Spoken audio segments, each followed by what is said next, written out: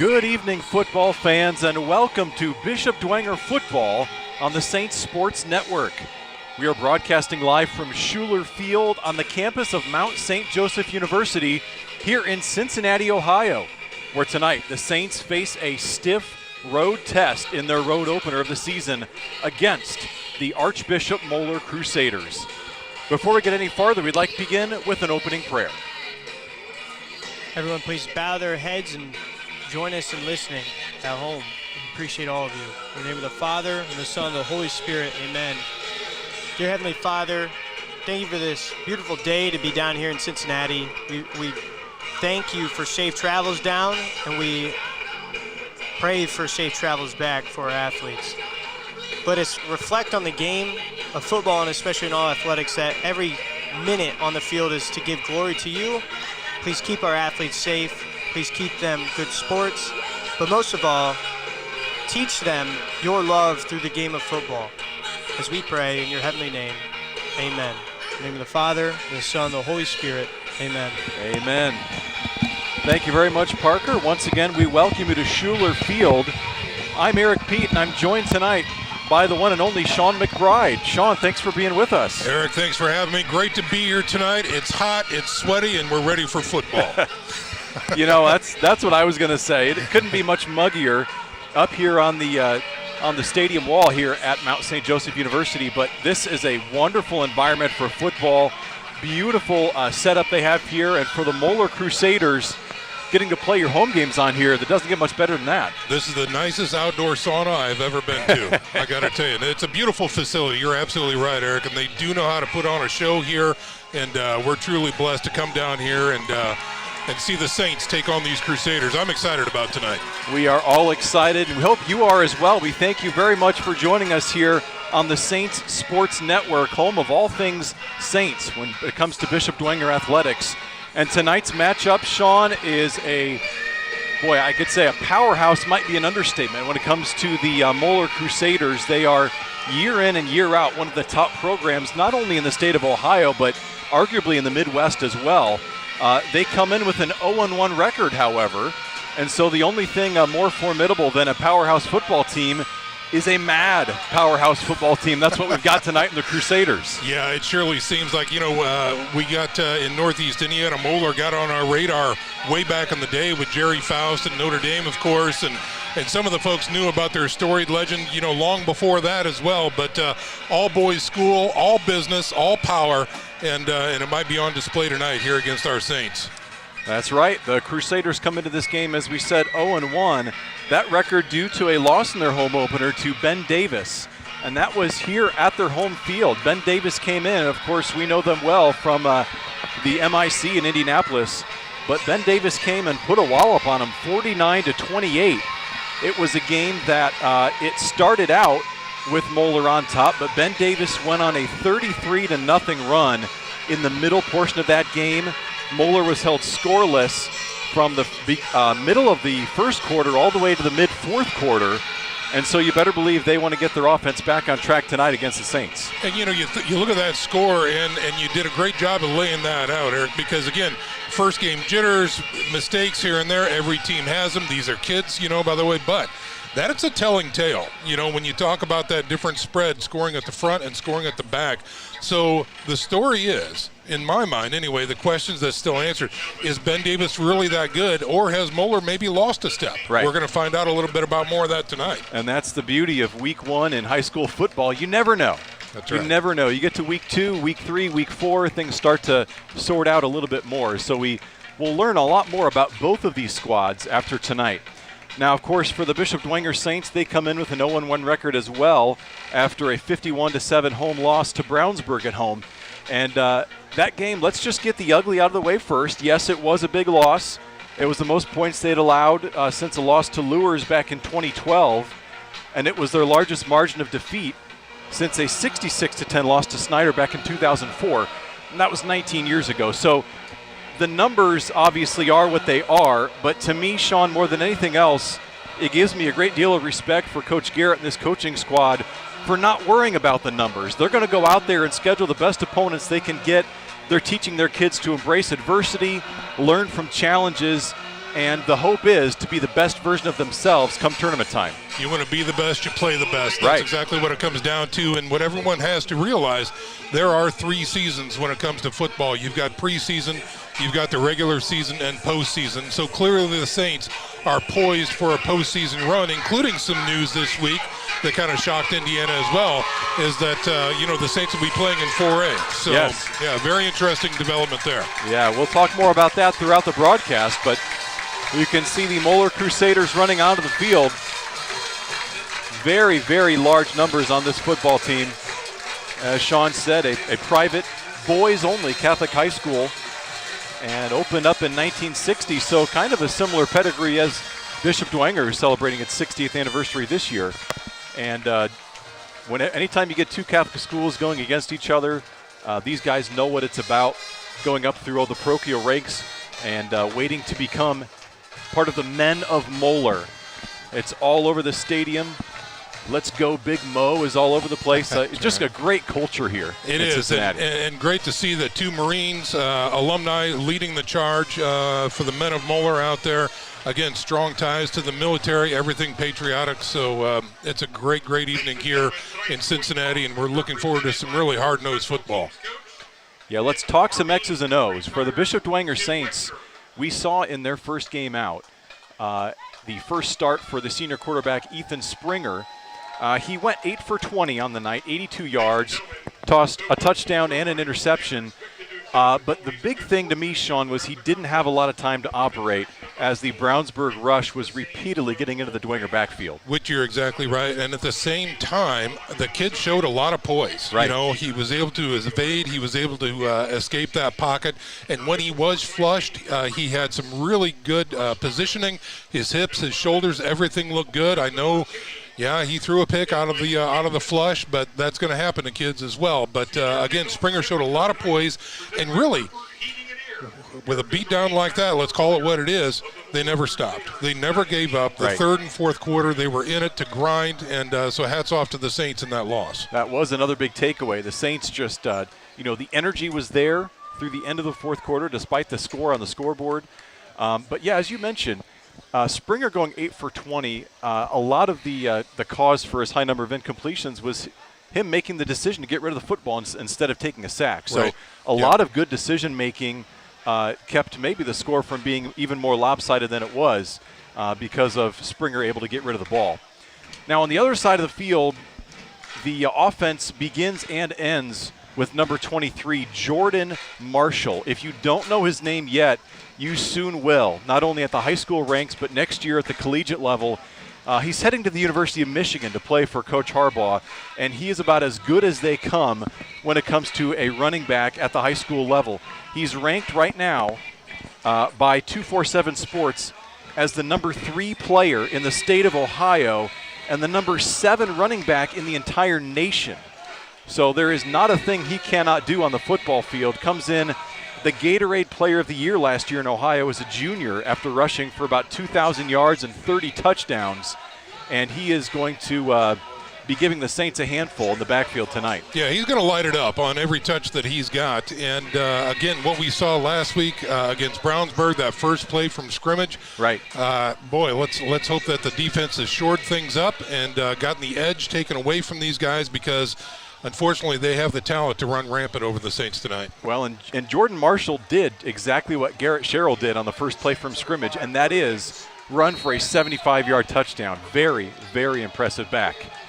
We are underway here at Mount St. Joseph University. The kickoff fielded at the 1-yard line by Carter Minix, following some blockers through the middle, and he will make it just across the 15-yard line. That's where the Saints offense will set up shop. So we'll get a chance to look early here and see what the boys on offense can do. Again, the front 5, maybe a little bit undersized for the Saints, but again, it's going to be about protection tonight and upgrading their performance from last week. So we'll get an early chance to see what they can do. Coach Garrett, all about that continuous improvement, week after week after week. They'll come out with the trips wideouts on the bottom of your screen. Ethan Springer, the senior quarterback, getting his second career start. First play is a handoff through the middle and running into a sea of blue jerseys for a short gain. That is Russell Knipscher on the carry. Knipscher had a lot of work last week, and they're going to double up on him again tonight to see if, in fact, he can maybe break into that linebacker core and give the Saints an opportunity. Call it a gain of 1, 2nd and 9. Springer, quick pass out, caught by Lehrman through the middle and putting his head down for Bishop Dwenger first down. Lehrman presents such a nice target for that quarterback, and he does a great job finding some separation there and moving the chains. Nice work. An 18-yard pickup for Lehrman puts the ball out to the 35-yard line. Lehrman shifts to the top of the formation. Man in motion is Minix, but they'll hand off through the middle. And another positive gain for Bishop Dwenger on first down on the legs of Russell Knipscher. Yeah, Knipscher again, that's what we're looking for out of him. It doesn't have to be great, but that was actually a gain of 3, maybe 4 on that play. Sets him up nicely for a second down. Saints on the move. This is exactly what Brownsburg did last week. Up-tempo offense. And so far for the Saints, early positive results. Now a cutback by Knipscher. Gets across the 40-yard line to about the 44. It's going to be 3rd and short. Take that all day long, Eric. Yep. And tonight, again, Saints facing adversity. I don't know if we talked about it already, but their air conditioning broke down on the way down here to Cincinnati. Unbelievable. And on those tour buses, you can't open those windows. So, good luck, gents. Well, as Coach Garrett always talked about, sudden change. That's it. Got to be ready, you got to adjust. That's what they've done thus far. Quick pitch out into the flat, searching for first down yardage, and finding it is Owen Zimmerman. It's a great route. Zimmerman being a little smaller, maybe the defensive backs couldn't see him. He was able to find that bubble, turn around, and the pass was there. Another first down for the Saints. Saints have moved the ball all the way out to the midfield stripe. They started this drive back on their own 16-yard line. 1st and 10, 9:55 to go in this opening quarter in Cincinnati, Ohio. Springer under center this time. Quick give. And nothing doing there. Maybe a gain of 1. Knipscher again on the carry. He's been the workhorse early on for the Saints.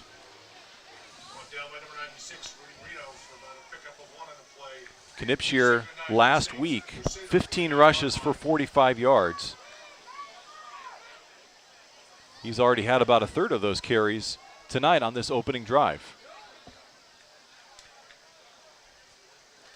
2nd and 9, Springer rolls out looking for his man and puts it just beyond the intended receiver. That's Ben Stegmeyer, the tight end. Stegmeyer did some good work last week, and again, that's going to be a timing issue right there. They should be able to iron that out a little bit and hopefully connect a little later on in the game because the pattern was there. Right. So good job by the Saints, giving him some time to throw that ball. They just got to connect, that's all. 3rd and 9, Saints. They need to get to the Moeller 40-yard line, and here comes the pressure.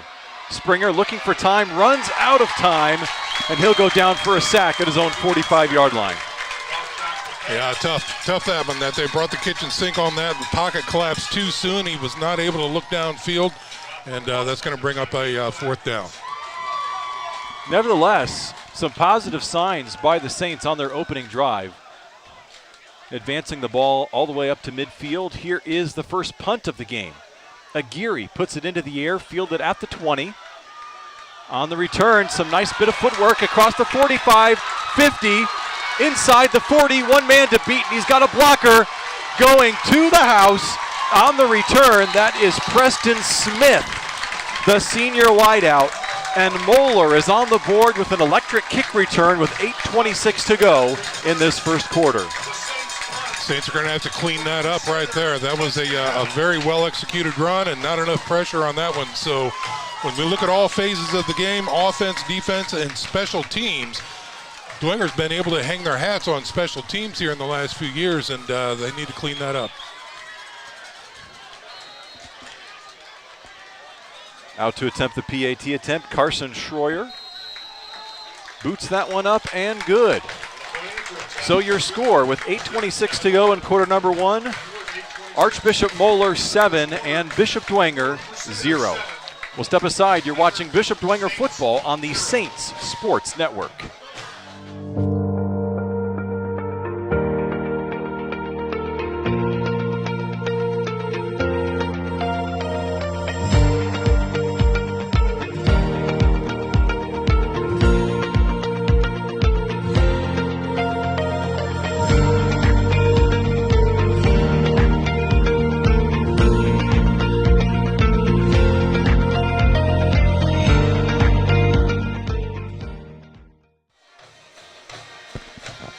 Bishop Dwenger is celebrating 60 years of Catholic school excellence.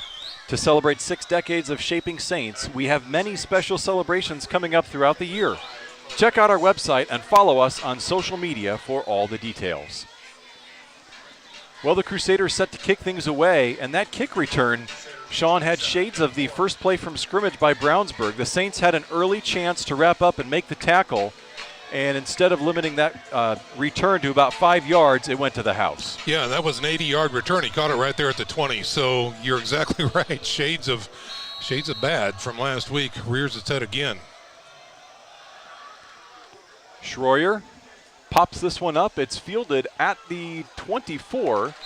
Knipschier takes it across the 30. So good starting field position for the Saints offense.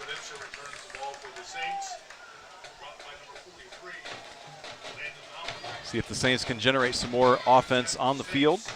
Well, that first drive, I tell you, it was I was impressed. You know, they were moving the chains regularly between the run and the pass. The receivers presented good targets for the quarterback, Springer, and let's just see if they can get it back going again. The Saints would love to get the ball in the hands of senior star Carter Minix. We'll see if they can work him into the offense. Had 5 touches last week, 5 catches, but for only 22 yards. First down, another short give for about 1.5 yards. That time on the carry was Gus Tippmann. Gus is a scrapper. He looks pretty small stature back there, but he's got a motor that never stops. So look to see him make a difference throughout the game. 5'5", 145. 2nd and 8. Pass over the middle is tipped. Nearly picked off, but falls incomplete. That one was very dangerous. Minix is there saying he had the catch, but that ball hit the turf as a number of Crusader defenders had a shot at that one. Yeah.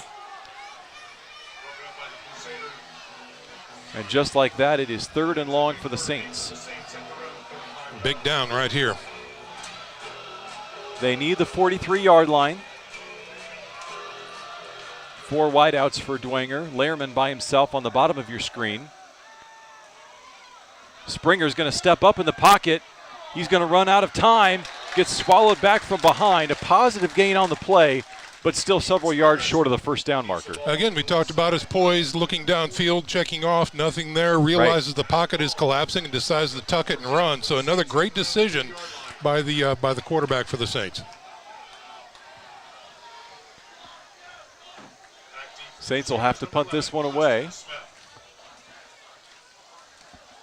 Braden Aguirre, again a high punt, angles this one towards the far sideline and bounces out of bounds. Nice adjustment there by Aguirre, not letting the return man Preston Smith get his hands on the football that time. Yeah, great job there that time, and puts him just shy of the 20 at about the 18. So now we'll finally see the offense come on the field for Moeller. Well, leading the Moeller offense, we talked about the man in the backfield, Jordan Marshall. Quarterbacking Moeller is the sophomore quarterback, and that is Matt Punatowski. Had his first start last week and threw for almost 300 yards, went 24 for 42 with a score and a pick in there for good measure. Yeah, kid can sling it. You figure if you can start as a sophomore on a program like Moeller, you must be pretty good. First play, it's a handoff, and stumbling forward to about the 25-yard line, Deacon Simmons on the rush.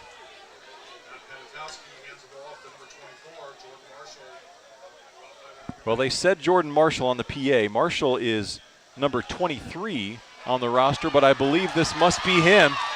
Down the near sideline, and he will not be caught. Jordan Marshall to the house. That is a 75-yard touchdown scamper, just like he had in the first quarter last week on the first play from scrimmage. This time he waits till the second play, and he finds pay dirt for the Crusaders. Well, it was almost the exact same play, off tackle left. Right. And ran it right down to the house, just 4 yards shy of last week's first play. So, yeah, that presents an opportunity for the coaching staff there. Ryan Groves, the last Saint that had a shot at him but could not pull him down. And the PAT is up and good. So with 6:41 to go in the opening quarter, 14-0 is your score. The Crusaders on top of the Saints here at Schuler Field. We'll step aside. You're watching Bishop Dwenger football on the Saints Sports Network. Hi, sports fans. Sean McBride here, inviting you to try the Barbershop experience. St. Joe Center Barbershop, located at the corner of St. Joe Center and Maplecrest, prides itself on professionalism, cleanliness, and a family-friendly atmosphere. In their third generation of family ownership, they have a combined experience of over 125 years. Give them a call at 485-6981. It's my barbershop of choice. That's St. Joe Center Barbershop at 485-6981. Welcome back to Schuler Field. We'd like to remind you to check out new merchandise arriving weekly in the BD Spirit Shop. Order letter jackets, pick up a Traditions shirt, or find the perfect gift for your saint. The shop is open Wednesdays or all the time online at bishopdwenger.com. I don't know who runs that Spirit Shop, but man, it's a fantastic thing. That's all there is to it. Well said, my friend. So the Saints set to get the ball, and for Archbishop Moeller, 2 plays, 82 yards is all they need on the back of Jordan Marshall. You saw what makes him so special there, the elusiveness and then the breakaway speed on the back end outran the entire Bishop Dwenger defense. You know, he was very patient, letting those blocks develop in the backfield, and it's like the slingshot after that just took him downfield. It's an impressive runner.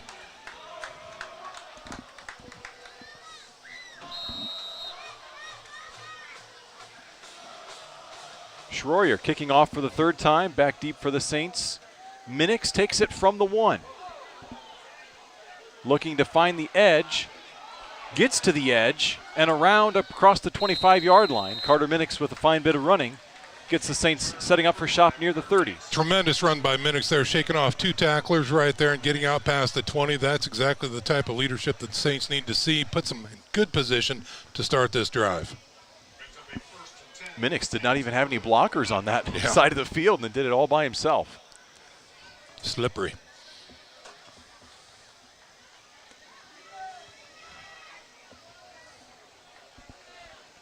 So the Saints offense looking to get it going again. We did see a bit of trickeration last week on that, the one reverse halfback pass where Minix threw it through the air for an 18-yard completion. This time, quick out to Minix. Catches, spins all the way up to the 34-yard line, and a 5-yard pickup on first down. Good to see. Again, quick hitters, high percentage points on those shots.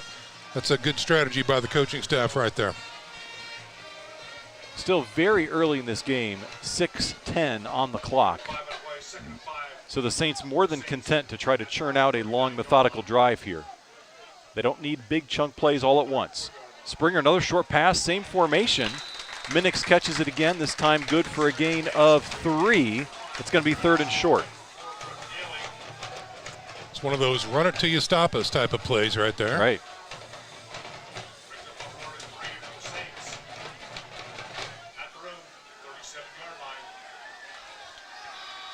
Trips to the near side this time. A lot of room for Lehrman to operate. They look in his direction, catches it on the slant, and has enough for a Bishop Dwenger first down. Yeah, another high percentage shot right there. Again, to the big man on the far side, presented a nice target, brought it down, and they're moving the chains. Good to see. Springer has been on the money so far these passes, aside from the one to Stegmeyer that was just outside his grasp. They've got a 1st and 10 at the 42-yard line.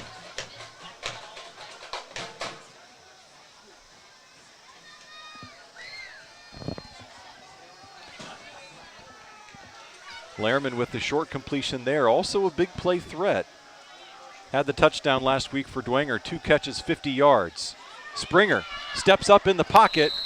He stumbles and goes down, but still good for a couple yards. Yeah, again, another nice decision that time. He saw the hole open up through the pocket right there, decides to tuck it and run. Keeping his feet would have got him a few more yards, but that's okay, we'll take it. Biggest thing for this offense, continue to get positive yards.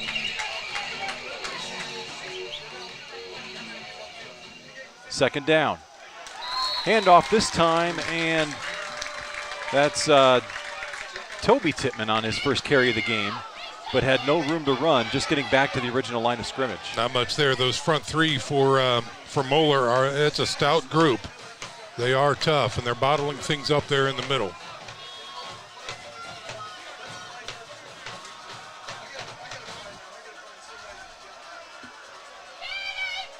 Third and a long 8 for the Saints. Springer running out of time, tries to step up, does escape, gets rid of the football up to Lehrman, and he's got the catch at the 48. He's going to be about 5 yards short of the first down. Good reaction. Again, nice poise by the quarterback that time. Found his outlet pass. Just wasn't long enough to make a first down. Be interesting to see. I think they're going to go for it here, aren't they? Yeah. Springer trotting back onto the field. They need 5 yards, maybe 4. Called a long 4 yards for a first down. So 4th and 4 for the Saints. Big play early for the Gold Helmets. 4 wideouts, 2 on each side for Springer, and motion early. Boy. Yeah. We'll see who they call it on. Early indication it looks to be offsides, and it is. Wow. That is going to be a first down. So the gamble pays off for Coach Garrett and company, and Bishop Dwenger has a fresh set of downs in Crusader territory. That's what happens with aggressive defenses. They get caught playing that hard count. Yep. For yardage for the Saints. They are an aggressive bunch. They had 5 defenders with at least 5 tackles in their first game. First down, Springer backs up, fires deep, and that pass goes incomplete. A little bit of contact out there, looking for Minix down the far sideline. I think that was a good no call. Carson Hobbs had the coverage. And just some jockeying for position. And you got to test those DBs every once in a while. Make them stop them from coming up and cheating and getting out of position. Second down, fumble, and the Crusaders fall on the football. Knipscher trying to navigate his way through the line, but unfortunately coughed it up. And the Crusaders take over at their own 47-yard line. A tough way to end that drive. They were showing some promise on that one. That they were. 2 of Bishop Dwenger's 3 drives have at least made it to midfield, but that one ends with a turnover. And now the Crusader offense, they've only been on the field for 2 snaps so far. Here's Ponitowski looking to throw, fires it, has a man open and caught inside the 30, 25-20, and pulled down just outside the 10-yard line. On that play, hooking up with Matthew Fogler.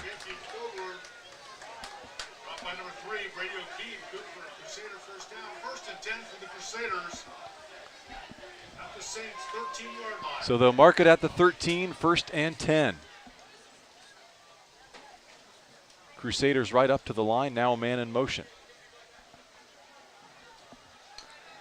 Ponitowski fires to the end zone, has a man wide open, and it is a touchdown. As easy as that, Preston Smith has his 2nd score of the game. First a punt return, now a reception.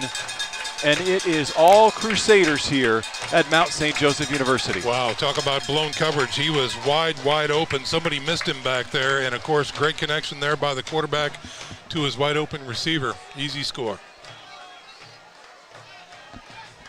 So far for the Crusaders, 4 offensive snaps, 3 touchdowns. And that time a block on the PAT. That's Caleb Lehrman getting his way through the line, getting his mid on it. So the score remains 20-0 here at Schuler Field. We'll step aside. You're watching Bishop Dwenger football on the Saints Sports Network.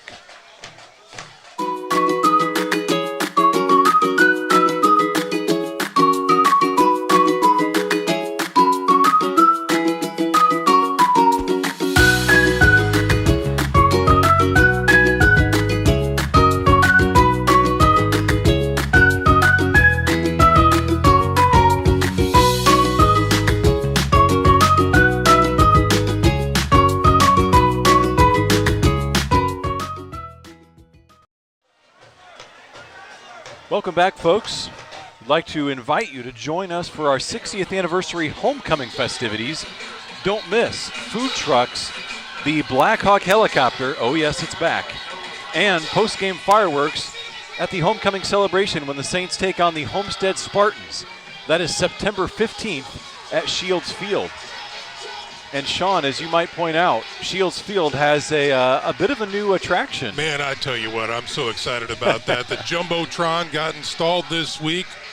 I was giddy as a schoolgirl. And I tell you what, it's a big one. I mean, it's as wide and as tall as our current scoreboard. If you haven't driven down Washington Center to see it yet, everybody, you got to check this thing out. It's going to be fantastic. Should be operational for the next home game, but homecoming this year, it's going to be a special one for sure. So Saints fans, you'll get your first glimpse of that next Friday night. The Saints will be home for their conference opener against the Northside Legends.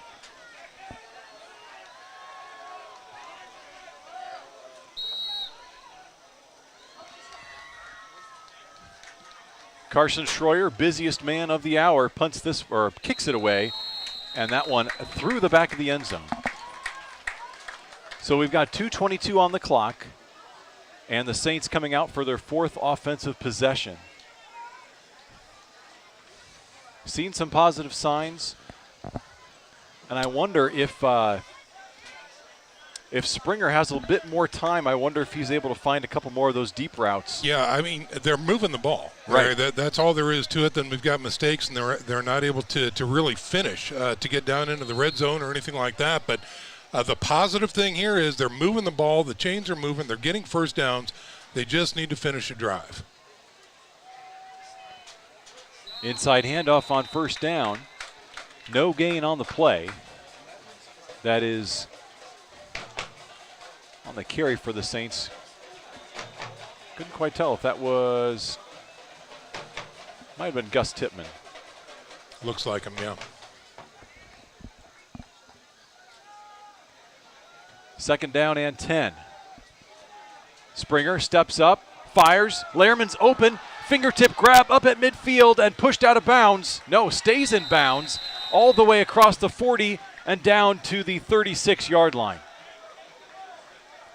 Biggest play of the game for the Saints, and they are in Crusader territory on the hookup from Springer to the big target, Caleb Lehrman. And we talk about Lehrman. He's looking back for the ball, sees his quarterback is in trouble and goes out. That is a great move by Lehrman right there. That is situational awareness at its finest. Quick handoff this time getting through the middle for a gain of about 4 yards. That is Trent Tippmann, his first carry of the night. And a nice big push right up front. Love to see that some more. Saints hurry up back to the line. Second and 6. Handoff again and putting his head down for the gain on the play. That is Gus Tippmann. Tippmann a little blast on the right side that time. Again, pushes it forward, puts it up in third and manageable. Third and looks like what, about 4, Eric? 4 yards, yep. Looking for the 28-yard line. We are under a minute to go in this first quarter of play.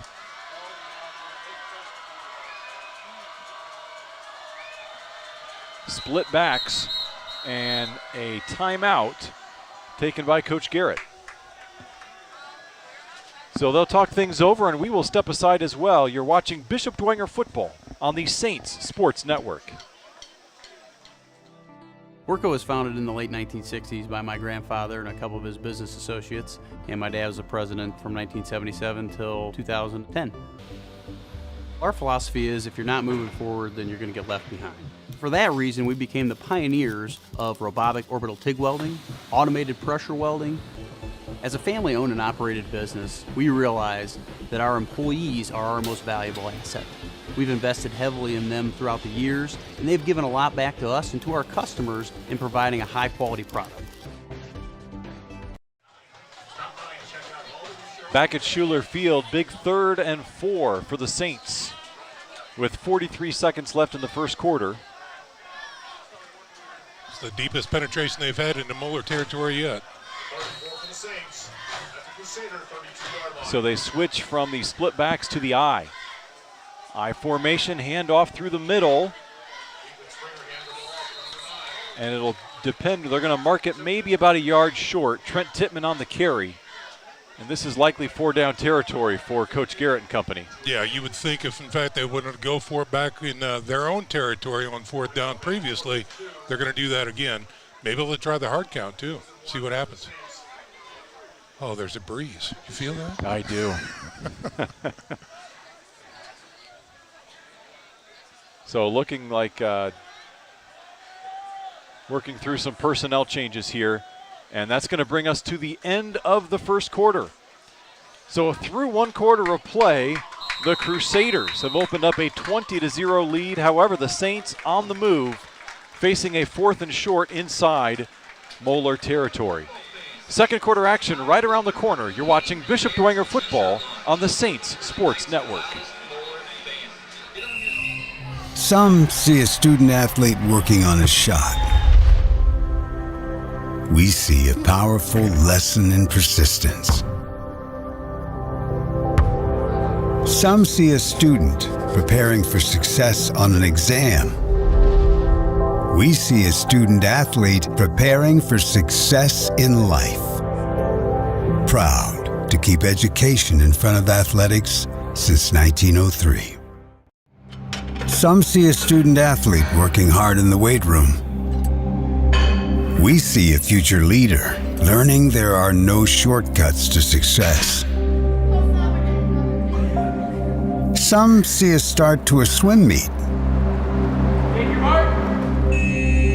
We see the starting blocks for life. Proud to keep education in front of athletics since 1903. Welcome back, folks. Live from Cincinnati, Ohio. The Saints with a 4th and 2 handoff. And that is Toby Tittman. He is inside the 25-yard line, and he has a Bishop Dwenger first down. Love it. Power eye left, go left, follow your blockers, push forward, another first down. Great execution by the Saints.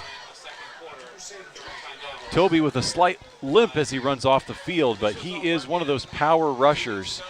And if he didn't do so much of his damage in the secondary, you have a feeling they'd feature him a lot more in the backfield.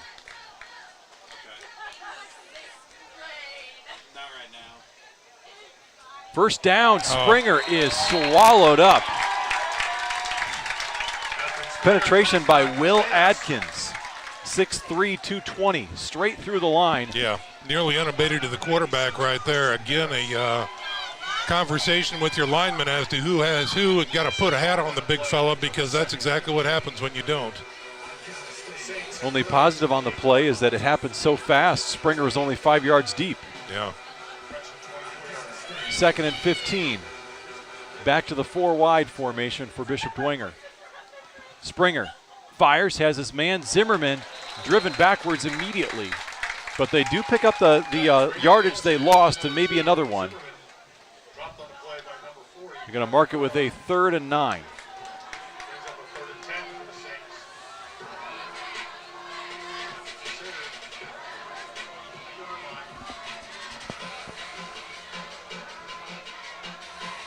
Saints back up to the line. Springer rolls left, picks up a block, fires for the end zone, and too deep, looking for Zimmerman. Springer's pass intended for number 2, Owen Zimmerman. It's going to be 4th and 10, and we'll see if I imagine the offense would stay out on the field.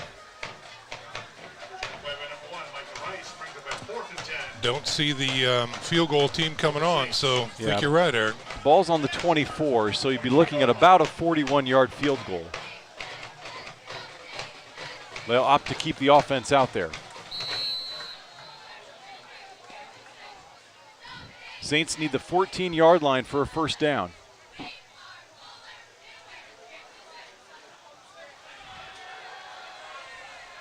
Big 4th down play. Springer got some time, rolls right, still has some time. He's going to have to tuck it and run, and he'll be out of bounds short of the first down. Ball's going back to the Crusaders. Yeah, unfortunately, the drive stalled there. That was their best drive of the night so far, and they're just not able to come up with anything. But It is a confidence builder. Right now, if I'm a coach, I'm telling them, look, we can do this. All we got to do is finish, you guys. All we got to do is finish 3 or 4 more plays. We'll find the promised land. So they'll need to put it together, but they're showing a lot of promise right now.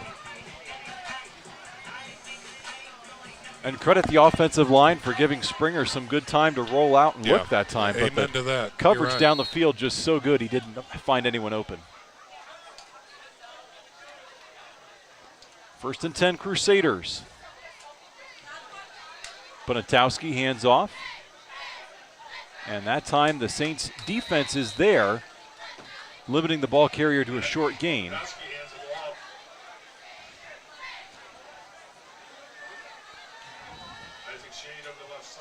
That was Isaac Shade on the carry.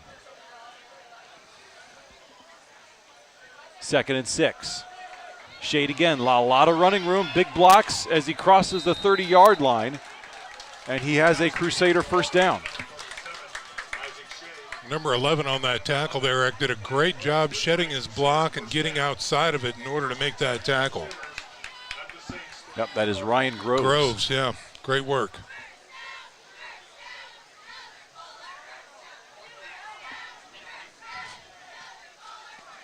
Hand off again. Shade this time nowhere to go. Yeah, a little draw play right there designed to open up a lane. It was there for a short time, but Lozada and Groves were there as well, so good stick. Looked like Lozada the first man on the play. So a 2nd and 8 play for Moeller.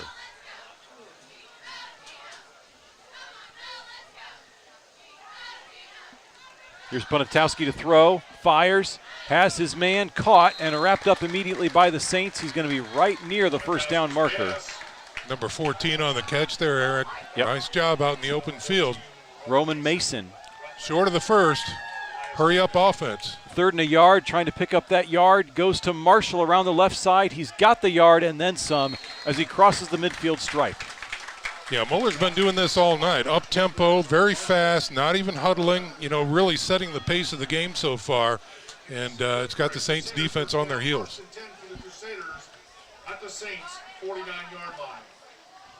They'll mark it at the Bishop Dwenger 49. 8.5 minutes until the halftime break.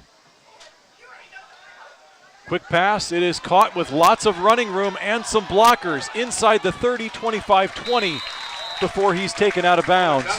That completion good to Eli Jakin Duffy. Big tight end goes out there in space and was able to make a connection right there. And, very effective pass. Houston Ellinger on the coverage and coming up with a stop for the Saints. Crusaders in the red zone at the 18-yard line. 1st and 10. Here's Bonatowski. Fires to the end zone. Marshall is open, and he hauls in the easy score. Just like that, touchdown Crusaders. Their offense is firing on all cylinders tonight. Moeller's looking very, very strong.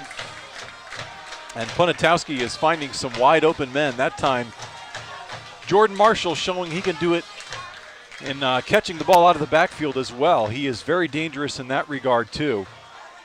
4 receptions for 45 yards and a score last week. Finds the end zone once again through the air this time. And the Crusader offense stays out on the field. Looks like they might try to go for 2, get up to 28. And a timeout by the Saints.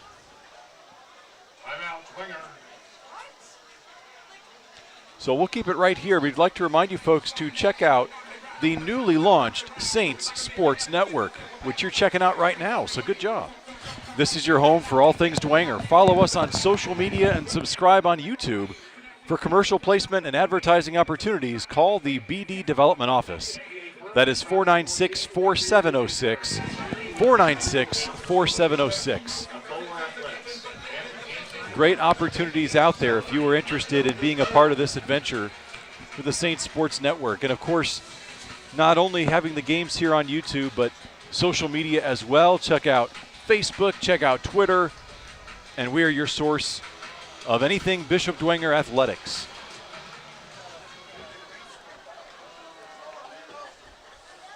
Thanks to Katie Slee and the development office for getting this up off the ground. We are excited about it here at Dwenger.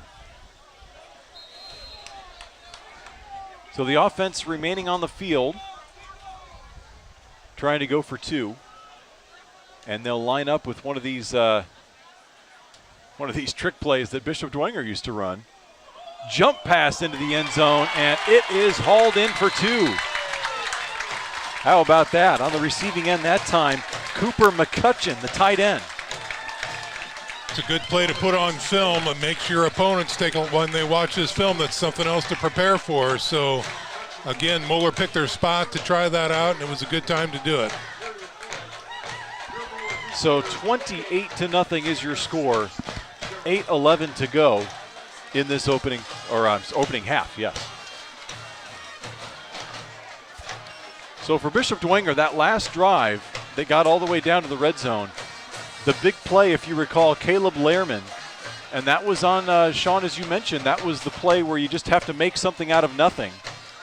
Communication there from Springer to Lehrman, and that's one of those things, as the season goes on, you will only build more and more chemistry when you have broken plays like that. That's right, and it's a standard drill that Coach Watts has helped Coach Kelsaw develop with his quarterbacks and receivers. When you see the quarterback in trouble, the short guys go long and the long guys come short, as far as that goes. And that's exactly what Lehrman did. He saw his quarterback in trouble and he took off like a shot. The loft was up and good. So, again, hats off, well-coached, kids that are open to coaching. You can see the results on the field, and Lehrman did a great job on that one. And remember, you've got a quarterback in Springer who, this is his second career varsity start after coming over from Carroll.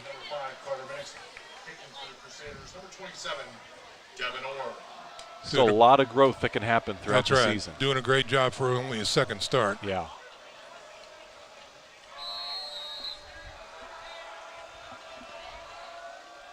Carson Schroyer pops this one up, and Knipschier will field it at the 21.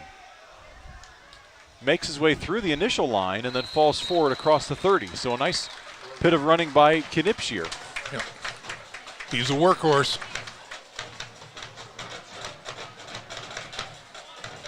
You can see there what Coach Garrett and the offensive coaches see in him, putting him as the primary back on this offense.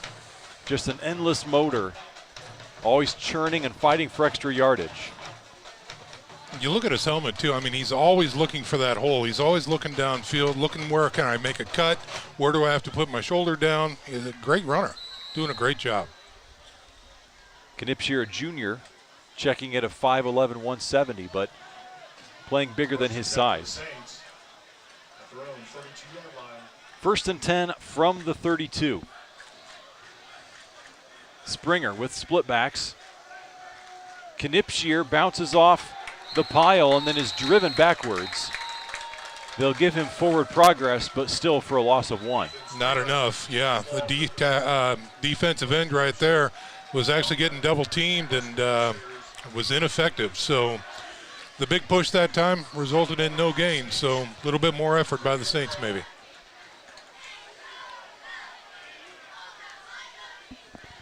Same formation for Bishop Dwenger. 2nd and 11 this time. 7.5 minutes to go until the halftime break. Showing blitz. Springer tries to tuck this one, and he goes down. Man. And just the time was not there. When the initial receiver was not open, he was forced to step up in the pocket and just got swallowed up. And when he pulled that ball down, I thought there was a lane there, and boy, oh boy, here we go. But, boy, it's just too quick. Yeah. The defense is fast. They close fast on that ball.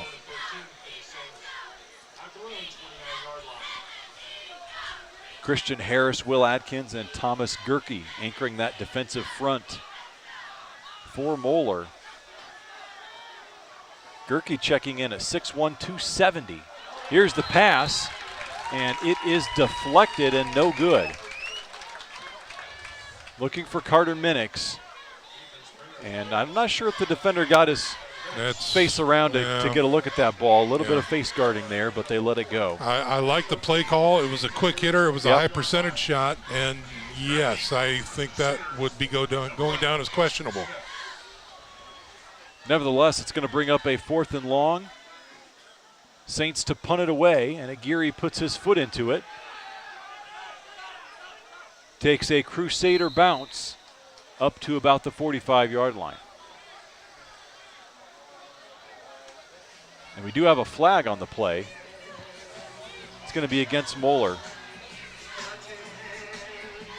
That was Xavier Garrett, who was found himself all the way pushed beyond the sideline on the Moeller side.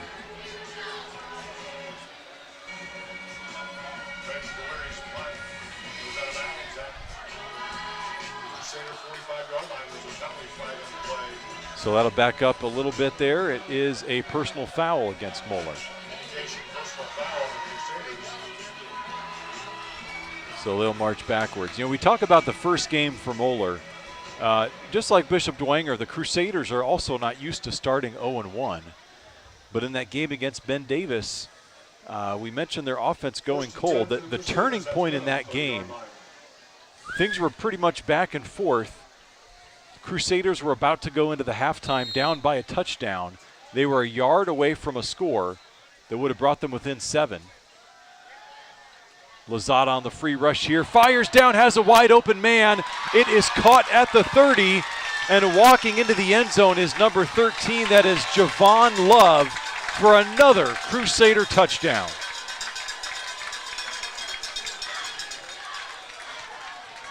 Easy pickings for Ponitowski, who has found a lot of wide open receivers tonight in that Bishop Dwenger secondary. Yeah, I think the defensive backfield thought that the quarterback was going to be contained, and they lost track of the receiver. He was not contained and made an easy pitch and catch. Yeah, Lozada had a free rush at him, but Ponitowski able to elude, extend the play, and then find the wide open man.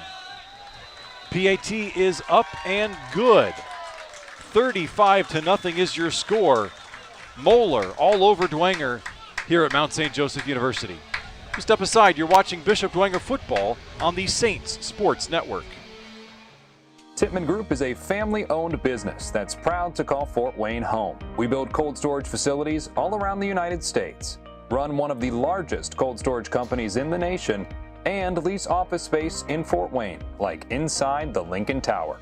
Hi, I'm John Tippmann, president of Tippmann Group, and our family has been part of the Bishop Dwenger family for many years. We are a proud supporter of Dwenger Athletics. Go Saints!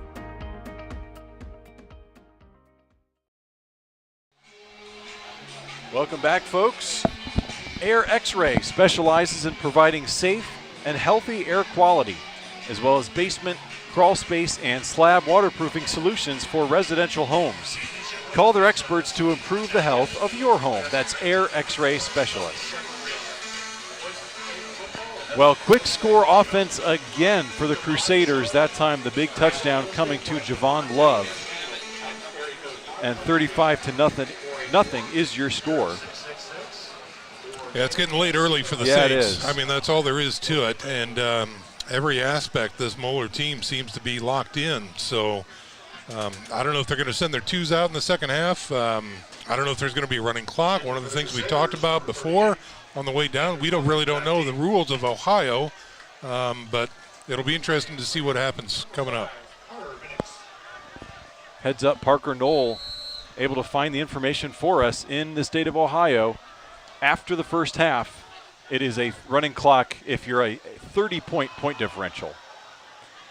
Here's the return, running backwards and making his way back up to the 13-yard line. On the return was number 43. That is Luke Harbor. Folks are watching at home, too. I must apologize. I'm doing color commentary and running a camera at the same time, so clearly I can't do both very well at all. But we're short-staffed here this week, and appreciate your patience.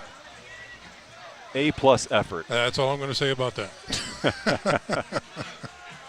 We've got the disclaimer in, so we're good now. There you go. Come on, Saints.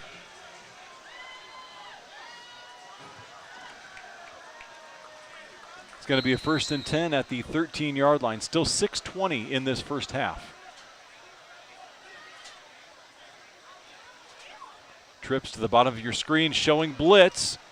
Saints able to get through the line, but it's a fumble, and yet again the Crusaders fall on the football.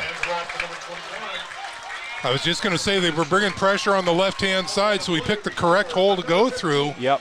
And unfortunately, it was just stripped out of the breadbasket there. Yep. Oh. Just enough of a hand on his way through the hole that poked the ball out. So a short field awaiting the Crusader offense, which has already put the ball in the end zone 4 times, in addition to the punt return for a touchdown.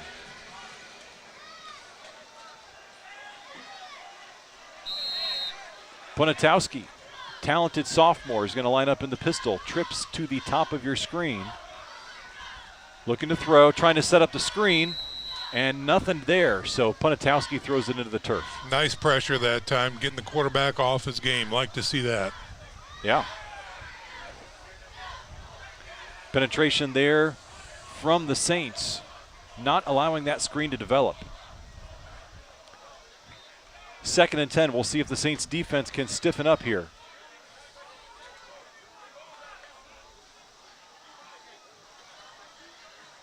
Ponatowski with a man in motion. He'll hand through the middle.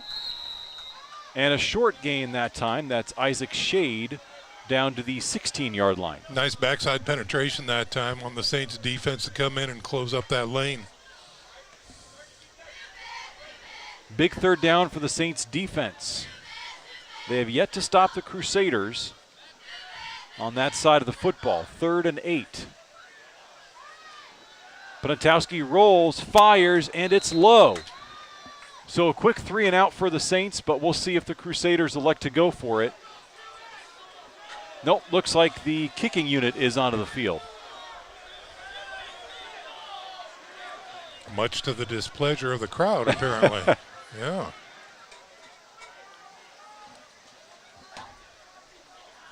So they'll line up for this one from the 24. It'll be a 34-yard attempt.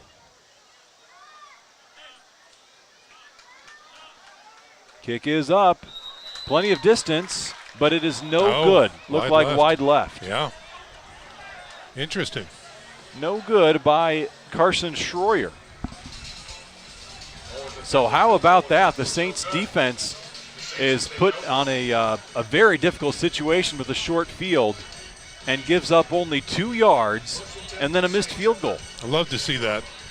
Sudden change. Right. That's Fred Tone right there. Come on now. Good job, Saints defense. Defense giving the offense another opportunity here. 5.5 minutes before the half, and you better believe if the Saints could put together a long drive and punch one in before the halftime break, all things considered, you'd feel okay.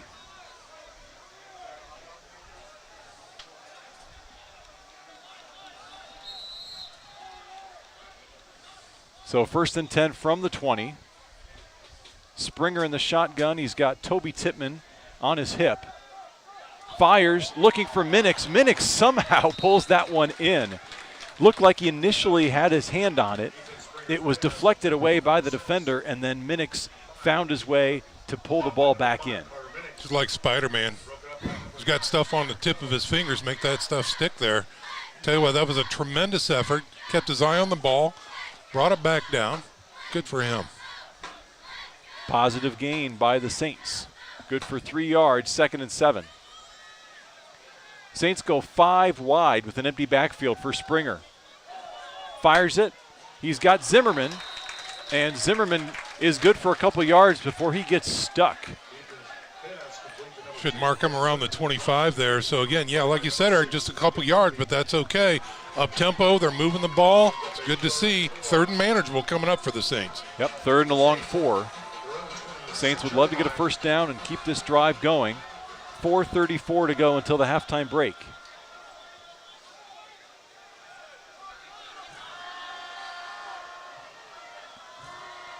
Back to 4 wide. Springer looks to throw. Stepping up, trying to get through. He does. Looking for his open man and just outside. That was Minix, who actually had an open window near the 40-yard line. Yeah, he was there. Just a little off target. Those are the little things that over the course of a season you work on, you get on the same page. Yeah, I mean, he can evade the pressure. That's a fantastic thing, but we've got to get him to be able to complete that pass at the same time. Aguirre pops this one almost straight up. And that's going out of bounds near the 40. We'll see where they mark it. And it is the 40-yard line.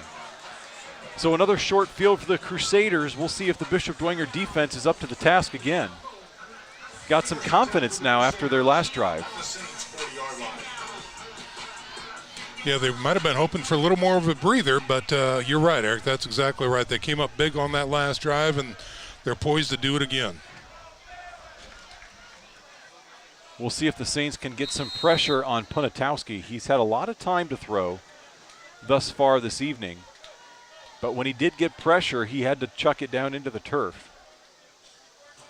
Saints show a blitz off the left side. They go the other way, and running across the 30-yard line, that is Marshall. Haven't seen Jordan Marshall a lot in this first half. Yeah, not a lot. And but what I do see is some really good climb by the offensive line and the backs in front of him, doing a fine job giving him a lane outside the box to get that nice yardage there when he actually shouldn't have had much.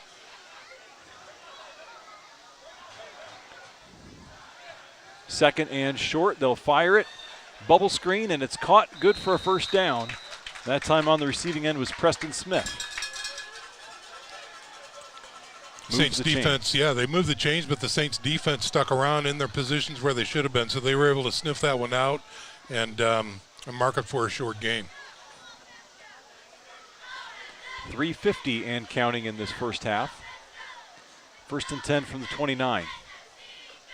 Punatowski has to try to pick this one up off the turf, and there's a loose ball. Saints ball, Saints ball. Yep, Bishop Dwenger falls on it.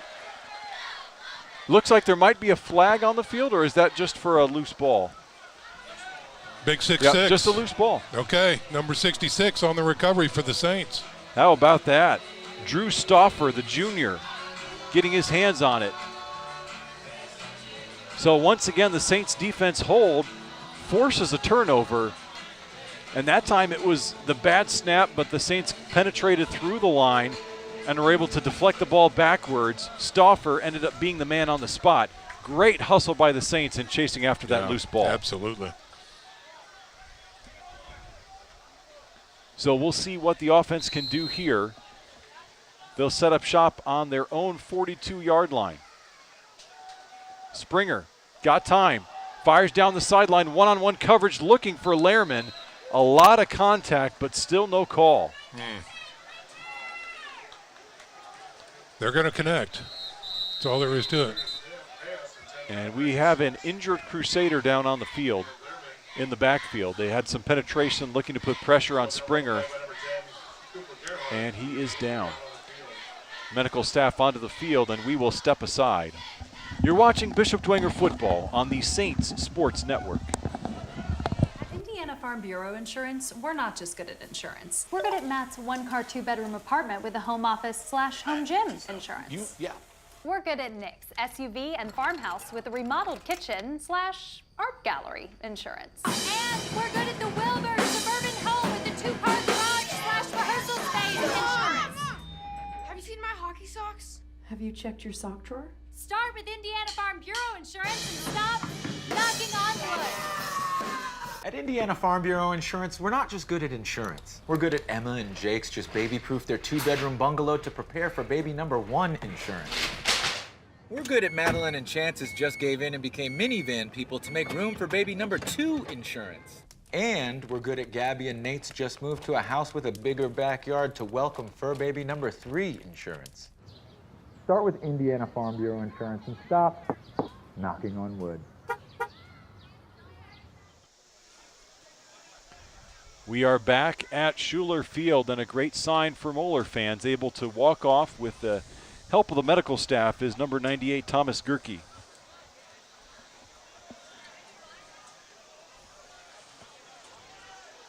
So we wish him all the best. It initially looked like it might have been worse. Very good sign to see him aided off the field.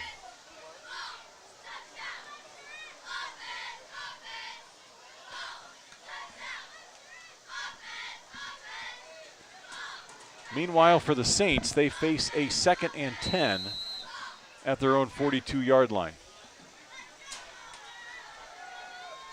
Springer fires, and that one looked like it might have been deflected at the line. It was. Somebody got a paw up there and knocked it out of the sky. Third down. You'd love to see a first down here for no other reason than to keep the ball away from that offense. That's right. Yeah, we're down to about 3.5 here in the first half, and it's be very, very good if the Saints can maintain control of that ball for the next 3.5 minutes.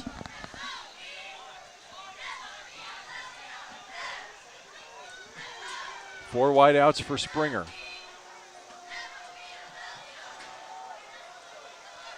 He's got time, and then he doesn't. Yeah. 3 Crusaders in the backfield swallowed him up. Now it's a big sack. It's going to bring up a 4th and long and another punting situation for the Saints.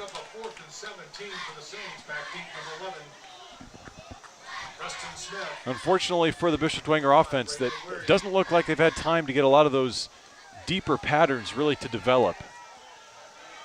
This ball fielded at the 32-yard line. And that time, a trio of Saints there to stop Preston Smith on the return. Looked like Luke Harbour was there. Groves. A couple others as well. So Moeller takes over at their own 40. Yeah, we were starting to mention before that Ben Davis game, and what turned the tide was right before halftime. They were about to take it in for a touchdown that would have cut it to a one-score game, but instead it was a fumble that was picked up and returned 99 yards for a touchdown by Ben Davis to end the first half. So you go from down 1 score to down 3 scores, and the Crusaders could never recover. This time running out, and the Saints get there. Christian Lozada leading the charge, and it's a big sack for the Saints. Great pursuit by Lozada, came around the edge and just would not be denied. Yeah, I don't know if that's the same center in there, but that snap was a little wonky. Didn't give the ball back to the quarterback in very good time, but we'll take it. Well, the previous snap before that was the fumble. Yeah. Off the snap into the turf. So a little bit of a trouble with the transaction there, but loss of 10 on the play. 2nd and long, setting up the screen. Marshall catches it but falls down immediately. So it will actually be a negative yardage on the play. Quite a bit. Looks like they lost 3, maybe 4 on that one again. They're backed up to the 24-yard line, so 3rd and 26.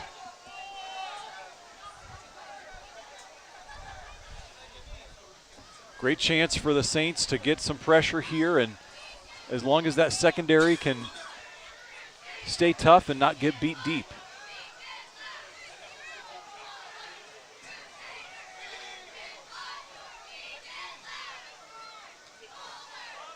Crusaders trying to get something to develop. They're going to have to just tuck this and run. Nice job. Excellent pursuit there by the Saints. And it's going to be a timeout by Bishop Dwenger to conserve clock. 1:14 left in the first half. And Bishop Dwenger that time getting to Punatowski for the 2nd time in that series. Officially no gain on the play, but a big stop there. And the Saints take a timeout. We're seeing quite a bit on display here, Eric, at least in my mind, of the Saints conditioning this summer. Yeah. I mean, they're getting after it. That's just all there is to it. I mean, when you look at the storied program like Moeller, where any one of these kids could be a D1, well, we already know at least one is. Yeah. And I think they have, 9 kids playing at the next level right now on scholarship. I mean, when you look at the Saints conditioning, they're going after it each and every play on oversized and maybe even out-talented kids. But yeah, the heart's in it. They got the drive, they got the guts and the motor, and it's showing up. Yeah, and we can't understate the talent that is across the Bishop Dwenger Saints on this football field. This Moeller squad, yes, they did graduate a lot. They've got 9 seniors from last year playing collegiately right now, several at the D1 level. But this is a team that went 13-2 last year. They made it to the state semifinals. which is the equivalent of semi-state, of course. And now we've got a punt. Carter Minix back deep to receive this one. Low line drive, and bouncing to Minix. He's going to have a chance to do something with it. He'll get up to the 30-yard line and push forward to the 32. 61 seconds on the clock. So we'll see how the Saints 2-minute drill or 1-minute drill operates thus far early season. That's one of those things that it does take some time to get everyone on the same page for those short time situations. That's right, and especially, in some teams they're not even able to really start baking it into their program mid-season sometimes. Right. But let's see what the Saints do here, if they have anything on tap.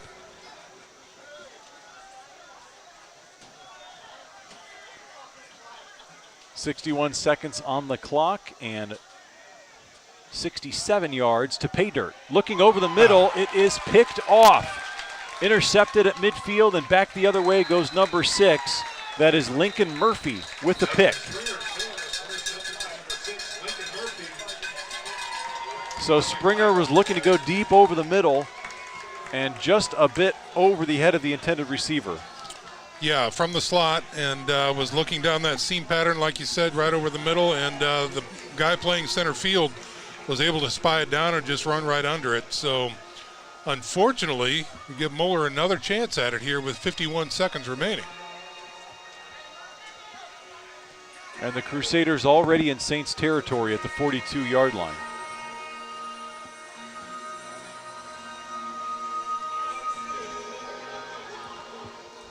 We've already seen how quick they can strike. They're going to have 51 seconds to operate on offense.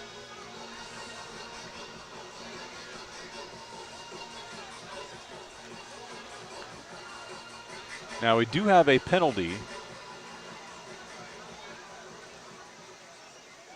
And it looks like unsportsmanlike conduct on both sides. Okay.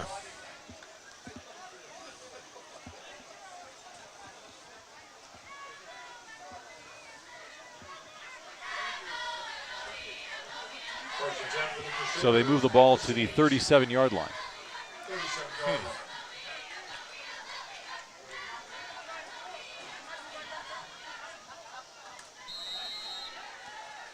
Curious.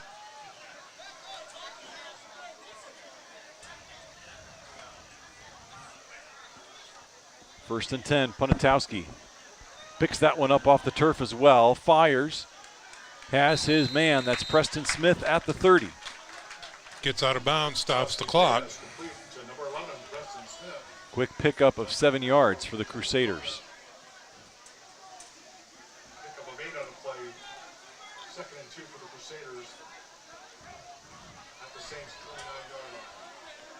We'll mark it at the 29, second and short. Ponitowski rolls, fires, has Smith again. Well, you talked about our 2-minute drill, Eric. It looks like Moeller is executing right here. 2 out patterns where the receivers get out of bounds quickly. He's still moving the chains, so far so good for the Crusaders. Been very impressed with Ponitowski, especially as a sophomore. Getting the ball where it needs to go and doing so quickly, this time finding Smith again inside the red zone down to the 16-yard line. And that's probably going to be a timeout for Moeller. Yep. Yep. They'll stop it with 35 seconds to go and 16 yards away from pay dirt. We'll step aside as well. You're watching Bishop Dwenger football on the Saints Sports Network. Are you stressed due to your financial situation? Is debt ruining your marriage or relationships? Are you having a hard time making ends meet? We can help. SMA is a preferred Ramsey coaching consultancy that offers insights, strategies, and a pathway forward to financial freedom.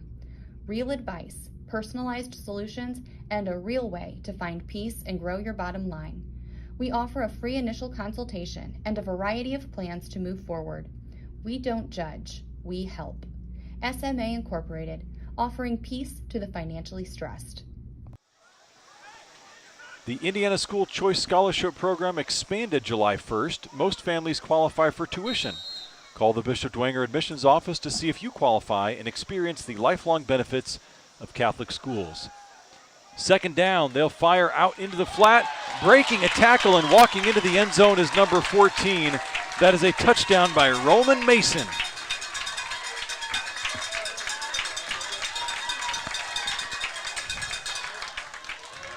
Two-minute drill working to perfection by the Crusaders. Yeah, unfortunately, you're absolutely right, Eric. That was well scripted, well executed.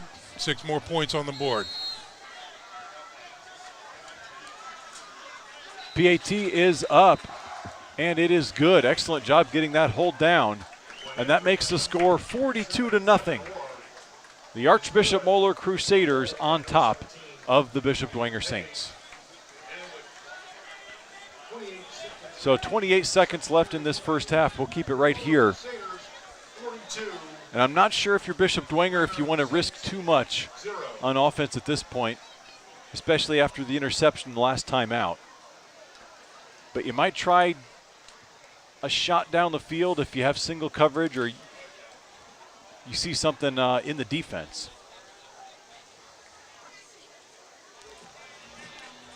We'll also see what the Crusaders do with the kickoff if they pooch it up again. Yeah, that could be interesting. First things first. And, you know, the Saints might just try a couple of 1 or 2 interior runs and call it a half. Yeah. You know, I mean, that's they've experienced a lot this first half, and maybe it's time to regroup, give the kids a break and a good talking to, and see what happens here in the second half. But that's why you and I are up here, and they're the coaches down there.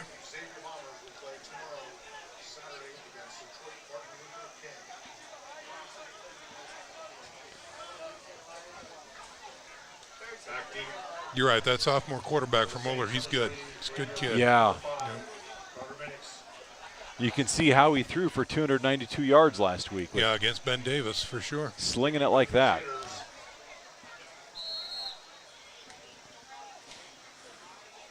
Here is Schroyer. He does pop it up. We'll see if it makes its way to Minix, and it does from the 11-yard line. Looking for some blocks, picking his way through, nearly got through that big scrum, but is able to advance the ball across the 25 to the 26-yard line. That uses up about 6 seconds, so 22 seconds left on the clock until halftime. Number 8, Dominic Yanko returns the ball to the Saints. And in bounds, tackled by a host of Crusaders. First and 10 for the Saints at their own 25-yard line. So the Bishop Dwenger offense out onto the field.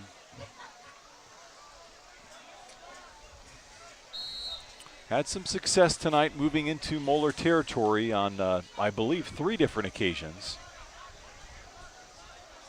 One time to the red zone, but no points to show for it.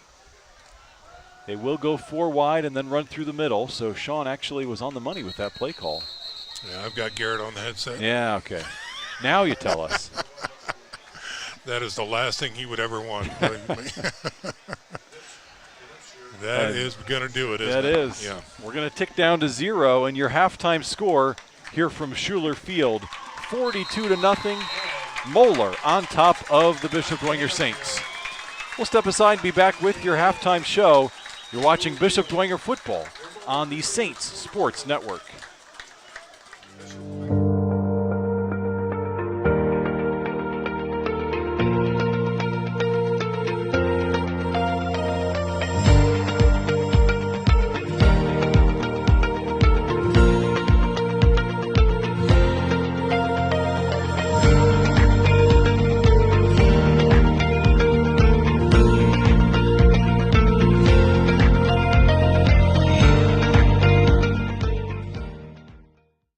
Hi, sports fans. Sean McBride here, inviting you to try the barbershop experience. St. Joe Center Barbershop, located at the corner of St. Joe Center and Maple Crest, prides itself on professionalism, cleanliness, and a family-friendly atmosphere. In their 3rd generation of family ownership, they have a combined experience of over 125 years. Give them a call at 485-6981. It's my barbershop of choice. That's St. Joe Center Barbershop at 485-6981.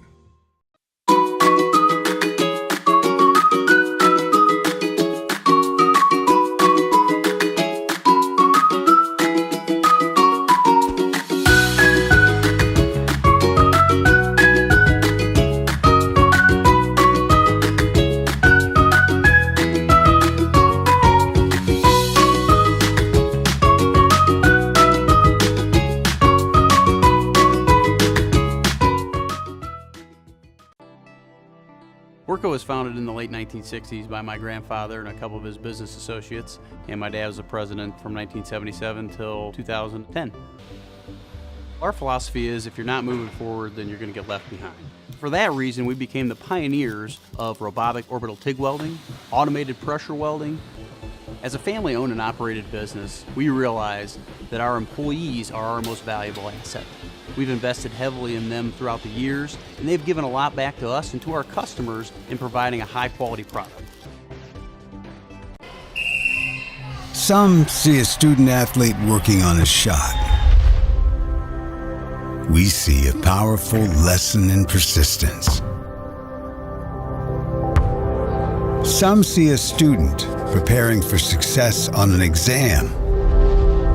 We see a student athlete preparing for success in life. Proud to keep education in front of athletics since 1903. Some see a student athlete working hard in the weight room.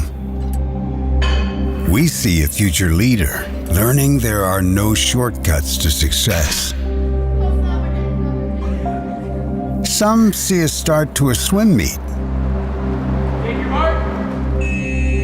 We see the starting blocks for life.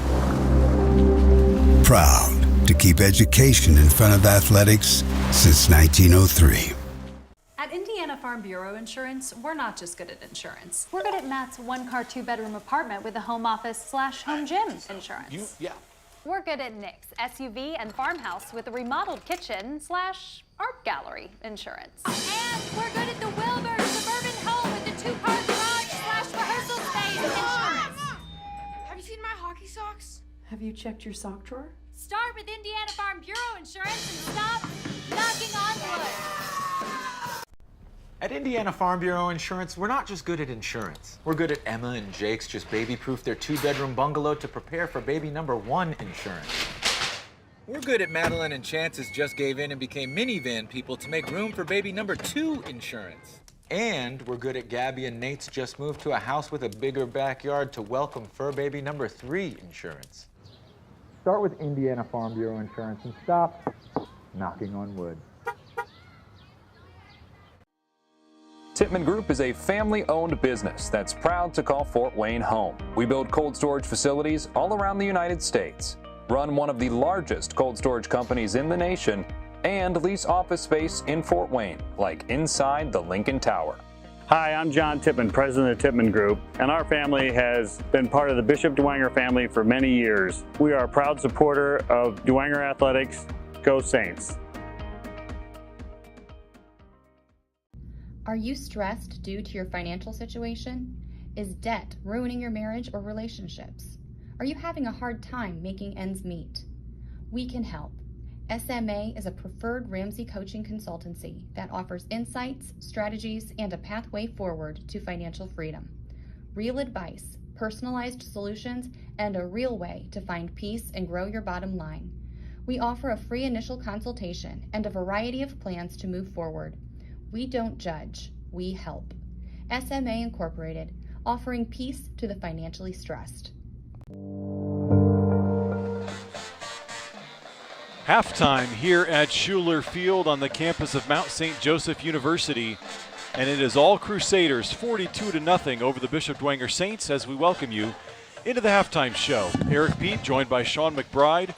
And Sean, I don't know where you want to start with this, but it has been pick your poison on the part of the Crusaders. The quarterback, Matt Punatowski, has been slinging it all over the field. Preston Smith has been catching touchdowns. He's returned a punt for a touchdown. And, of course, Jordan Marshall doing it with his legs on the ground as well, running to pay dirt from 75 yards out. So they've got a lot of weapons. They've got a lot of different ways to put pressure on your defense. And tonight, they're doing it in all of those ways against the Bishop Dwenger defense. You're right. They're on display. It's really hard to find an area that that Moeller, hasn't really been exemplary. And yeah, it's I'm ready to go. But here's the positives that I saw. Again, when we've talked about these Dwenger kids have hearts of lions. That's just all there is to it. They know what they're up against, and yet they get in the ring and duke it out play after play after play. So hats off to them. I mean, they've got motors that don't stop, and they've gotten to the quarterback. Okay, they've flustered that sophomore quarterback effectively. Maybe not every play. I get that. But, there's signs of life. They've had good drives. They just need to find a way to finish them, and I like the power eye that they've done, giving a few extra yards to Knipscher or whoever's toting the rock back there, Gus, what have you. I'd like to see the running game develop some more, if at all possible. But, I mean, the front three for Moeller are just exemplary. I mean, it's tough to move a mountain like that. So the Saints are going to have a tough road to hoe in the second half for sure. You mentioned the Saints offense and what they've been able to do. Ethan Springer at the quarterback position, for the most part, has made good decisions when he's had the time. We saw a couple errant throws, that one that was picked off over the middle. But, that's near the end of the first half where there's times running out and you're trying to make something happen. Yeah. So it's understandable. But for the most part, they did have success with a lot of those short patterns, hitting Carter Minix.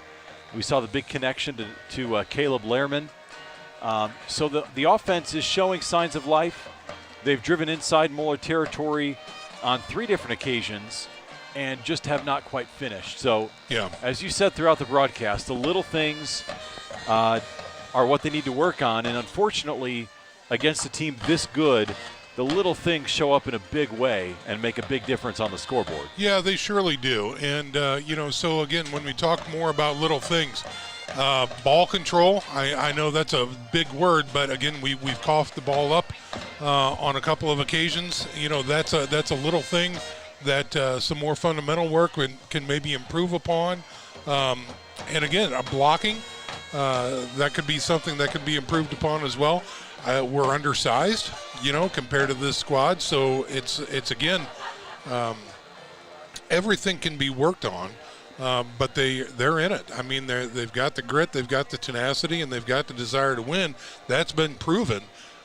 They just might be up against just a superior opponent tonight. That's just all there is to it. Sometimes that just happens. Well, and that goes back to what we said at the top of the broadcast with crediting Coach Garrett with scheduling these opponents, knowing that they are far outmatching the Saints. But that's what they want to do. They want to learn from playing the best. They want to find out what their deficiencies are, and they want to work on that. They want to challenge themselves to be able to improve and be playing the best football at the end of the season.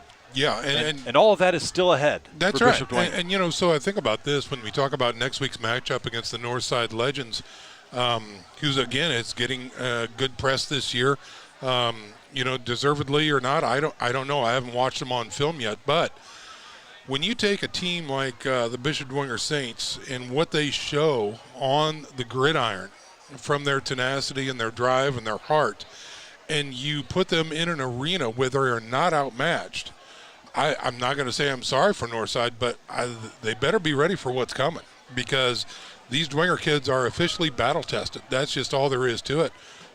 They've been knocked around. My greatest hope tonight is that the Saints come out of here healthy, and not too nicked up and ready to go next Friday night, because I think there's going to be some questions that are definitely going to be answered when they host the Northside Legends.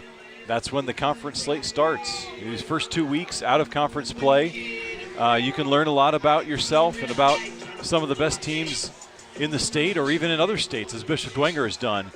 But in terms of that race for the conference crown, that starts next week with all the SAC teams. Speaking of those teams and what's going on in the SAC, let's take a look at the scoreboard, because we know from week 1 there were some eye-popping scores. And I tell you what, when you look at how the SAC is stacked up, which we talk about every year, how good is the SAC? We never know till the postseason. We are getting a little bit of an early look at that this year. Which is great. I love that. It is. Yeah. And the biggest result there was the Snyder Panthers jumping on top of Warren Central 42-20 in week 1. Well, today they're following that up with a game at East Noble. East Noble, another one of the eye-popping teams from week 1 with what they did to Bishop Lures, that 45-7 drubbing up in Kendallville. So we look at that game right now, and in the third quarter, the Snyder Panthers are up 28-7 on East Noble. Are you surprised at all by that score? No. Me neither. Not at all, no, to be honest. East Noble, again, another squad that's getting some really good press, and I think deservedly so.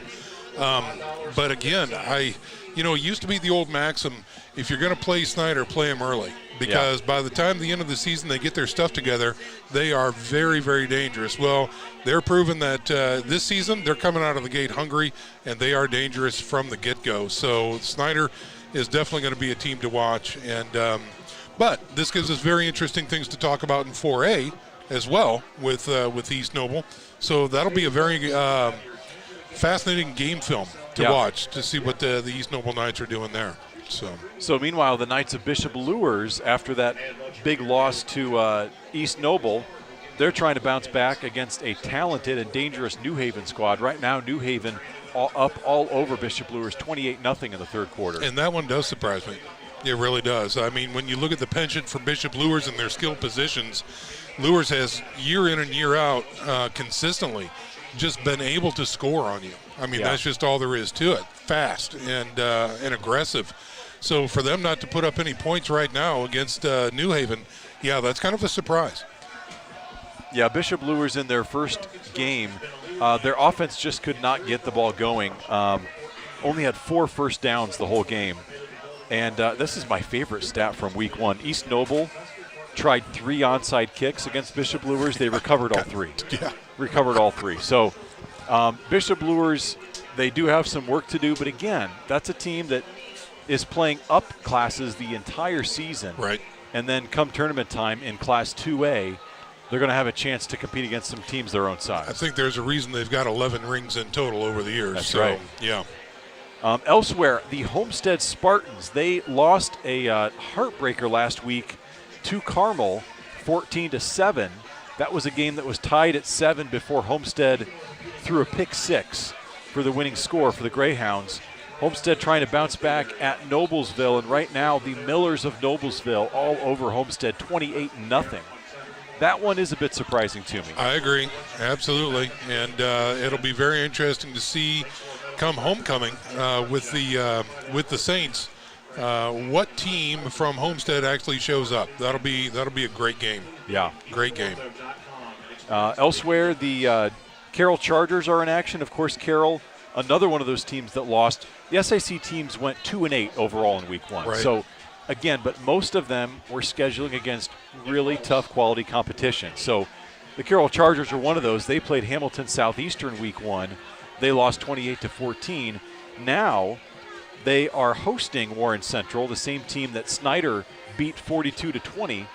And as of our most recent score in the second quarter, Warren Central was on top 7-6. Yeah. So you can start to make comparisons here in week 2. You can start to say, well, how did Snyder do against the same team that Carroll played? It's still early, but so far, Snyder might be the team that's had the most impressive game and a half so far in the SAC. I would agree with that, absolutely. And like you said, it's not over, and who knows what's going to happen out in the 4-5. But, that is just a wonderful venue out there at Carroll, and I don't know of any team that has a better advantage at home than the Carroll Chargers. That's right. Elsewhere, we have an SAC matchup that's not an SAC matchup. That's the Wayne Generals against the Northrop Bruins. Playing a team from the other end of the division, but it does not count as a conference game. Wayne, one of those 2 teams that did get a win last week, 35-12 against Crispus Attucks, now at Northrop, and the Generals up 21-7. So Wayne could very well be on its way to a 2-0 start, and that is huge as they continue to build with Coach Sherwood Haydock. Yeah, I was reading Northeast Indiana Game Night, and they had a very nice write-up in there for the Wayne Generals. One of the player spotlights, they asked him, what do you want to be when you grow up? I want to coach the Wayne Generals. I'm like, well, hey, young man, good for you. That's fantastic. I love to see that kind of stuff. So hats off to the Generals and their apparent 2-0 start to this season. That's good to see. Good indeed. Now, with Northside, of course, the opponent for Bishop Dwenger next week, we still don't know what they are. They had their first game against Northridge. They lost that game 26-13. But their top 2 players sat out. Right. And that's Tay Johnson, of course, the Notre Dame commit, and Jordan King, who I believe is a Purdue commit. Tonight, the Northside Legends are playing at Lawrence North. So a big 6A school. And right now, the last score we have from there is in the first quarter. Lawrence North was up 7-0. So don't have a very updated score there. But again, Northside is one of those teams that they are completely different with Tay versus without Tay. He impacts all three phases.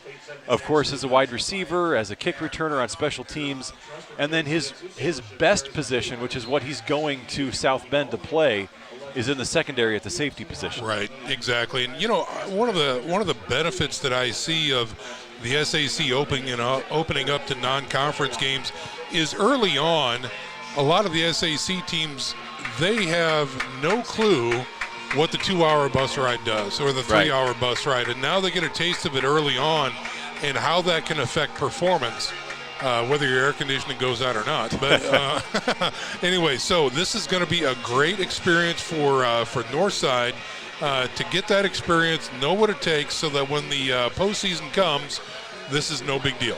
Right. So it's just part of the game. Elsewhere in the SAC, the Southside Archers had a great shot at victory in Week 1. They end up losing narrowly 22-17 at Marion, a game that they were winning in the fourth quarter before letting it slip away. Tonight, hosting South Bend St. Joe, and St. Joe is on top 27-0 at halftime. So the St. Joe Indians, our parochial brothers from the northern end of the diocese, are up in that game, trying to get their first win of the season. And then finally, the Concordia Cadets, after dropping a 48-20 game against Cecina last week, they are hosting Eastbrook, and right now Eastbrook on top 30-16 in that game at Zollner Stadium. So Concordia, again, playing a couple tough opponents, albeit smaller opponents, but they went the idea of scheduling against teams that are more their size that they might face in the tournament. Right, and still the Cadets they're boxing above their weight class. When you look at those two programs and the long-standing success that they've had, hats off to Concordia for scheduling those games, because those are tough for sure. So that's a look at across the SAC. We're going to have a good number of 0-2 teams when we start conference play, but that's the beauty of it. Conference play, everyone's 0-0.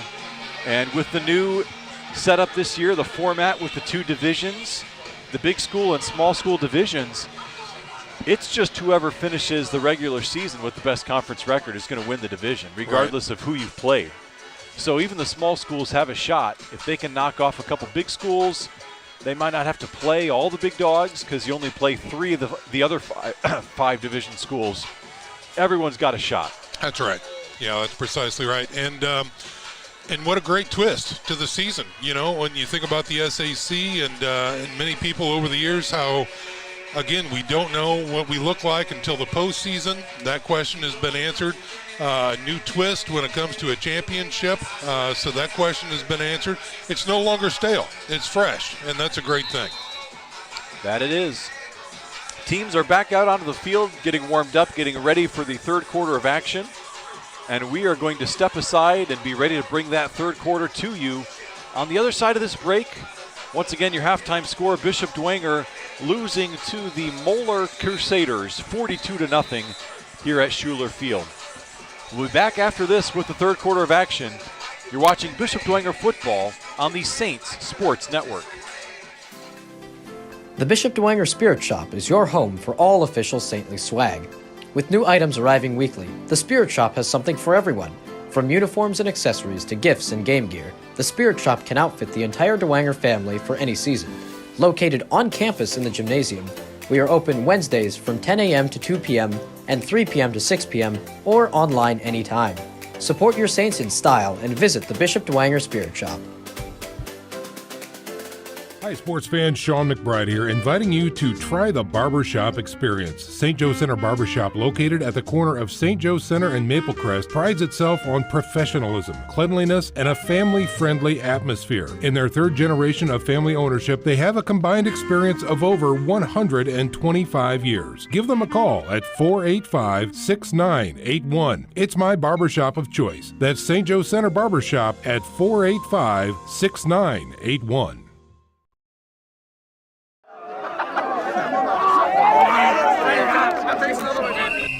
Some see a student athlete working on a shot. We see a powerful lesson in persistence.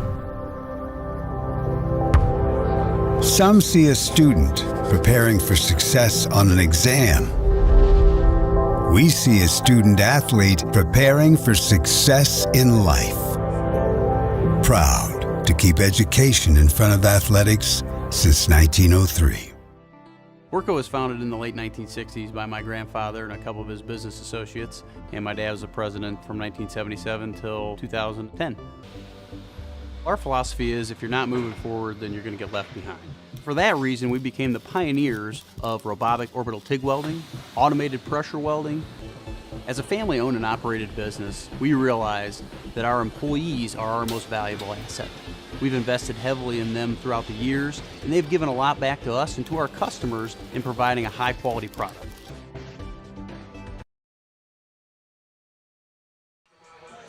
Really? Yeah. I think we have been. Yeah, we need to give them some more. All right. Welcome back, folks. Since 1982, the DeHaze Group mission has always been about exceeding expectations beyond insurance. Their mission is to provide outstanding levels of service and expertise to bring you the insurance solutions you need. Call DeHaze for all your insurance needs. We are seconds away from the third quarter here. Again, broadcasting live from Cincinnati, Ohio, as the Bishop Dwenger Saints are taking on the Archbishop Moeller Crusaders. You know, back in the day, Eric, I tell you what, if I had an opportunity to do this when I was wearing a gold helmet, I would have jumped at it. My hat's off to Coach Garrett and his squad for making such a bold move. I'm sure if you talk to every player down there, they would rather be in no other place right now. Don't care what the score is. I want to play the best of the best, and Coach has given me that opportunity. So, and you can see it. You can see the way they're playing. They're not giving up. They're not backing down. And hats off to the gold helmets. That's all I got to say about that. Well, not to mention the chance to get a 2.5 or 3 hour bus ride for Bishop Dwenger. I mean, we do hope it has air conditioning on the way home. Yeah. But to get to that time with your brothers, to bond as a group, as well, get a simulation of, you know, what would a trip down to Lucas Oil feel like in a bus. Right. That's right. So getting a chance to do all of that, that's what the Saints are getting tonight. You bet. And as you said, playing one of the premier teams in the state of Ohio, and really, I mean, this is one of the best programs in the country. Yeah, it's a national program. That's all there is to it. Yeah. And they'll always be able to say that they played the Moeller Crusaders. Third quarter is underway. Saints pop up that kickoff to the 25-yard line and reversing field on the return, looking for some blockers and finding them all the way across the field and down the sideline. Nice looking return there by number 14. That is Roman Mason. Yeah, Mason doing a fine job on a setup return that time. That was scripted, and it worked like a charm. Great return. So the Moeller offense back out onto the field, as we mentioned, clicking on all cylinders throughout the night. Well on their way to avenging that season-opening loss to Ben Davis. It looks like they're going to mark him just shy of the midfield stripe.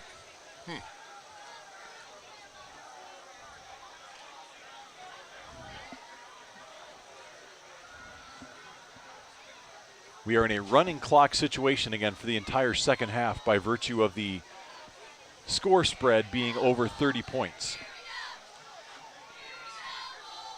Moeller comes out. They've got a new man at quarterback looking for the near edge, and finding it across the midfield stripe is number 12, Tyler Jocelyn. Another sophomore quarterback.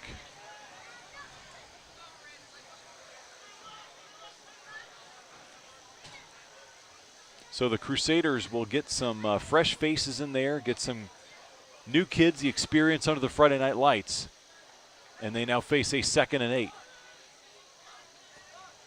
Man in motion, this time rolling to the left, firing down the field, and caught inside the 25-20.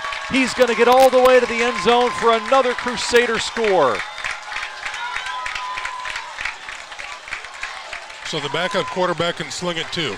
That he can. Jocelyn connects for a touchdown. Last week we saw not one, not two, but three Brownsburg quarterbacks throw touchdown passes. Tonight, two already. And we are just a minute and a half into this third quarter.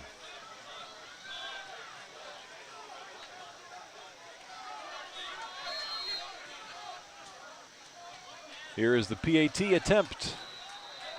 It hits the crossbar and is no good. So your score remains 48-0, Crusaders over the Saints. We'll step aside. You're watching Bishop Dwenger football on the Saints Sports Network. Tippmann Group is a family-owned business that's proud to call Fort Wayne home. We build cold storage facilities all around the United States, run one of the largest cold storage companies in the nation, and lease office space in Fort Wayne, like inside the Lincoln Tower. Hi, I'm John Tippmann, president of Tippmann Group, and our family has been part of the Bishop Dwenger family for many years. We are a proud supporter of Dwenger Athletics. Go Saints!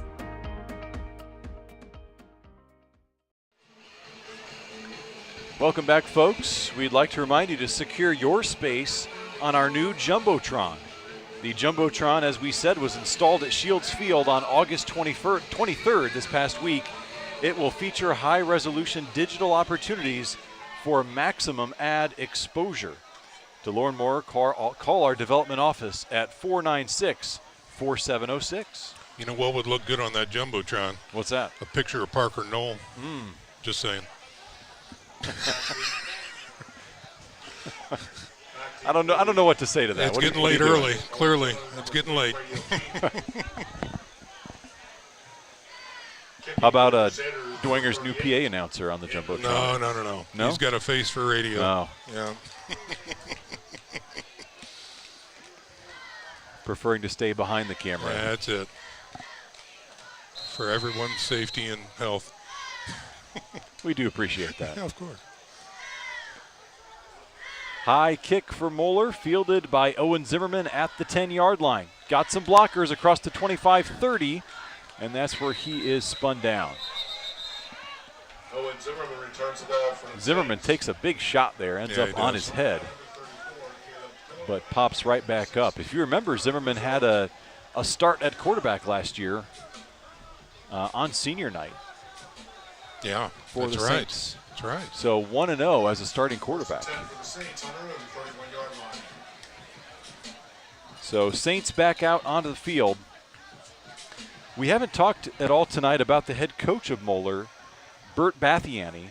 This is his first season as head coach, so this will be his first win. So congrats to Coach Bert. He's the 9th head coach in Moeller football history.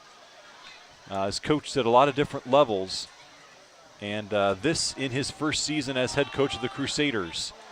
Knipschier on the first down run picks up a nice 8-yard chunk up to the 38-yard line. Another hard run by Knipschier. Giving him some good reps tonight.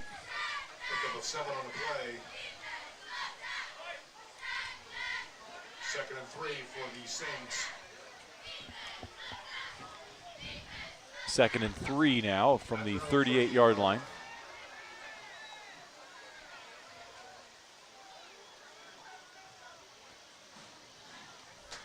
Man in motion, handed off to Knipschier again, and he this time takes the ball across the 40-yard line. Looks like he has enough for Saints first down. They are motioning. Okay, first down Saints. Knipschier with the first down there. Nice run right through the middle.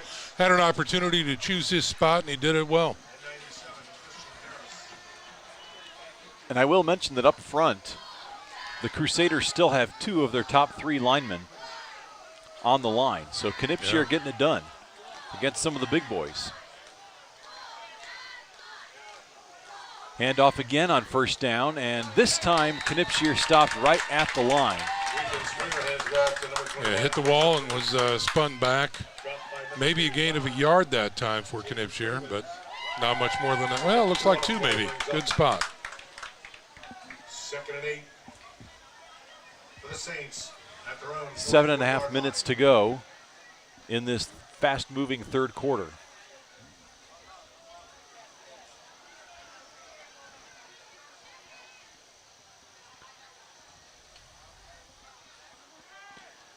The snap for Springer, rolls out, has some penetration through the line, trying to get rid of this football, and does.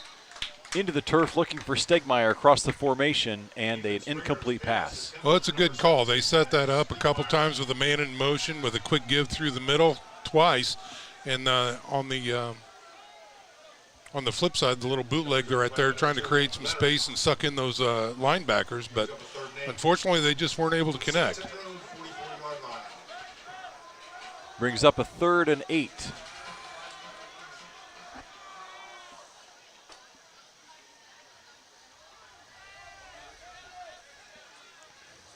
Five wideouts for the Saints. Springer fires, looking for Lehrman across the formation. Looked like he might have had some early contact again, but the refs are keeping the laundry in their pants tonight. Punt team coming on for the Saints.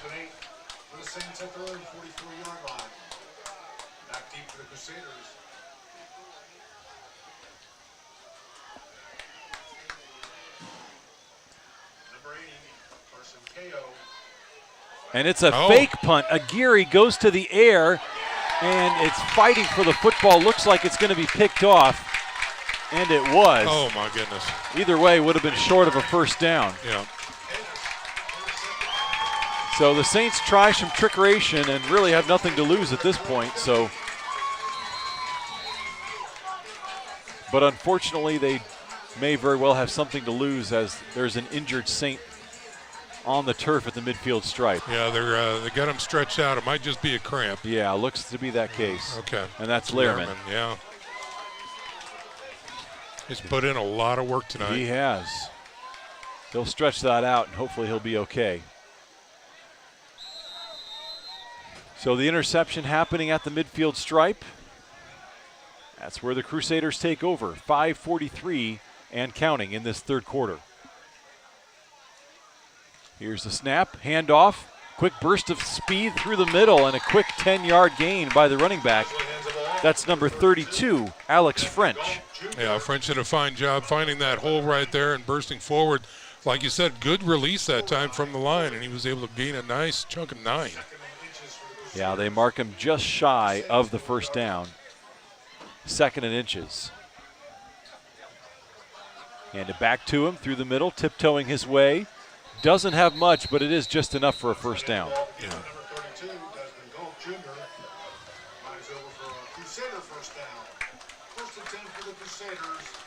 Well, Sean, you mentioned this program being one of the premier in the country. Not only have they won 9 state titles, but they've won 5 national titles, sure, which is just staggering to think of as a football program doing that. This time the completion up to the 20-yard line. Keeps the chains moving for Moeller. But they have been churning out star athletes from this, not only the football program, but the school as well. You ever heard of Ken Griffey Jr.? Yes. Yeah, Moeller grad. Yeah? Yep.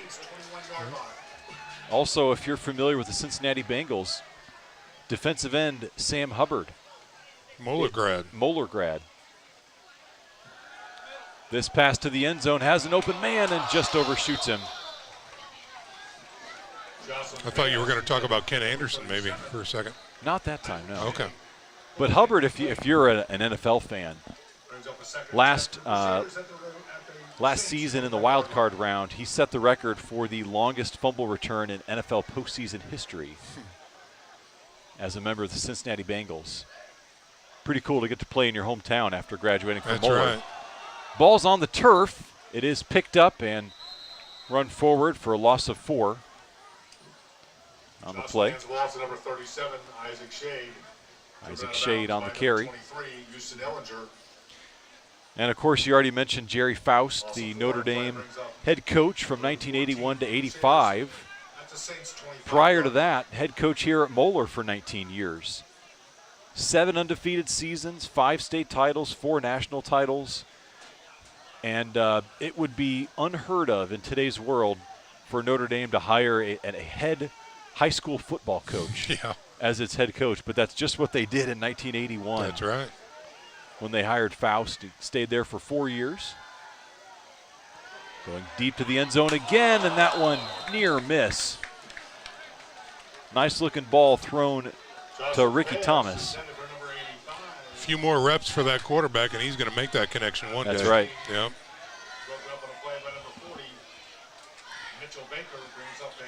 Field goal here? Yep. Wow. They will attempt this. It's going to be a 42-yard field goal attempt.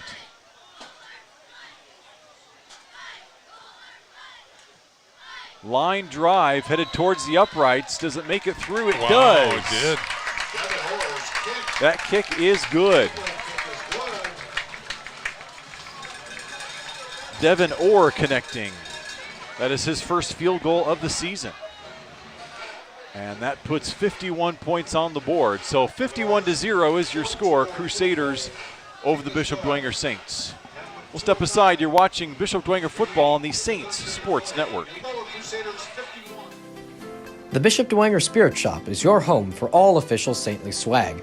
With new items arriving weekly, the Spirit Shop has something for everyone. From uniforms and accessories to gifts and game gear, the Spirit Shop can outfit the entire Dwenger family for any season. Located on campus in the gymnasium, we are open Wednesdays from 10 a.m. to 2 p.m. and 3 p.m. to 6 p.m. or online anytime. Support your Saints in style and visit the Bishop Dwenger Spirit Shop.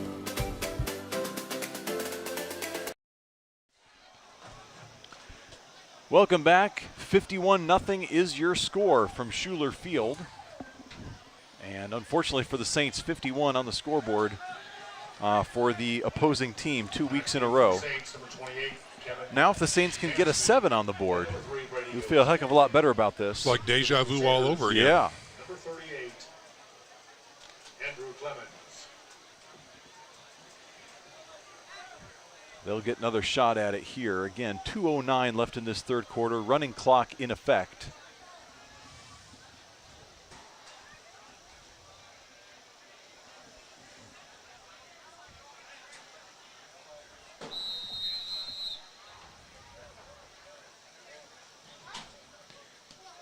Henry Boozmeyer getting his first kickoff.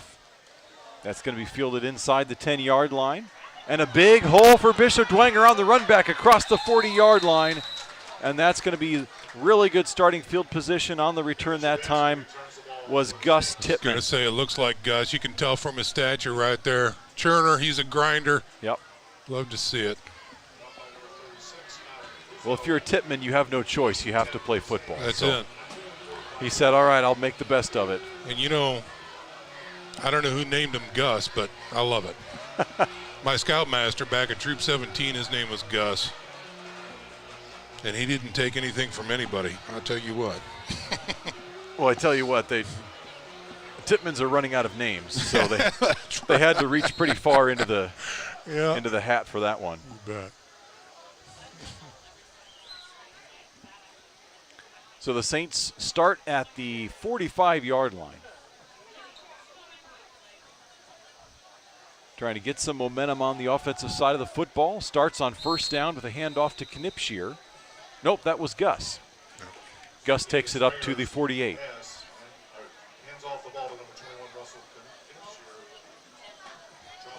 Yeah, the PA announcer got fooled on that one, too. He did. Makes me feel a little better. 37 seconds. Saints might get one more playoff here in this third quarter.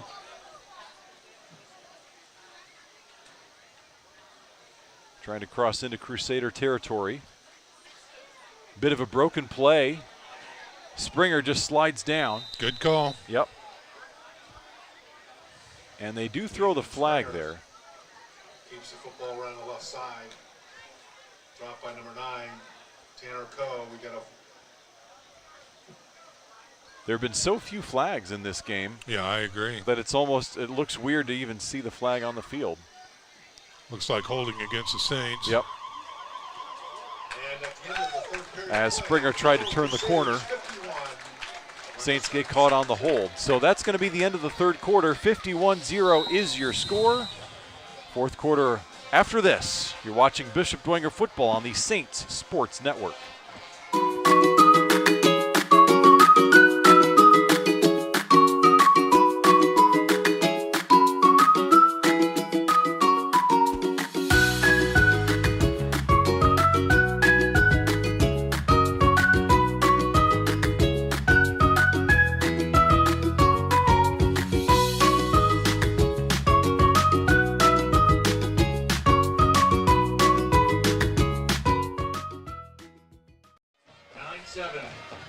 Since 1968, Tippmann Group has been a family-owned business providing that personal touch with all customers.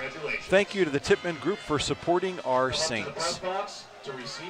We'd also like to remind you that the inaugural Saints alumni basketball game will be held at Bishop Dwenger on Saturday, September 16th. Former players can call Coach Matt Kostoff for more information or to sign up. That is just a fun idea. I love it. I tell you what. Yeah. I wish my high school had an alumni basketball game. Well, make a call, Eric.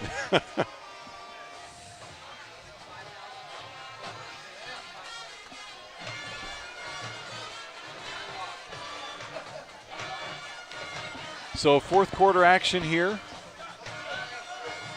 And it's going to start with the Saints football.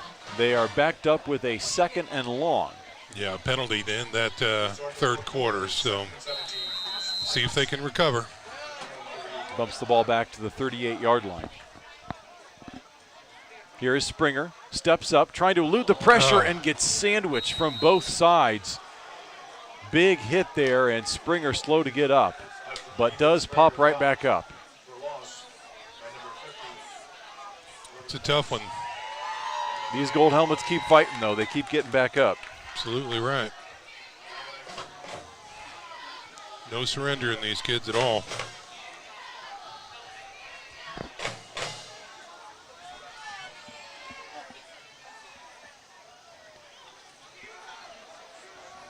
Springer does gain 2 yards on the scramble, so it is 3rd and 20. Fires it over the middle, setting up a screen. Good screen. Looking for some blockers, and Gus takes it back up to the 44-yard line, so pickup of 9 yards. Love the call. I mean, that right there, that screen, again, nullifies a lot of the aggressive defensive pressure.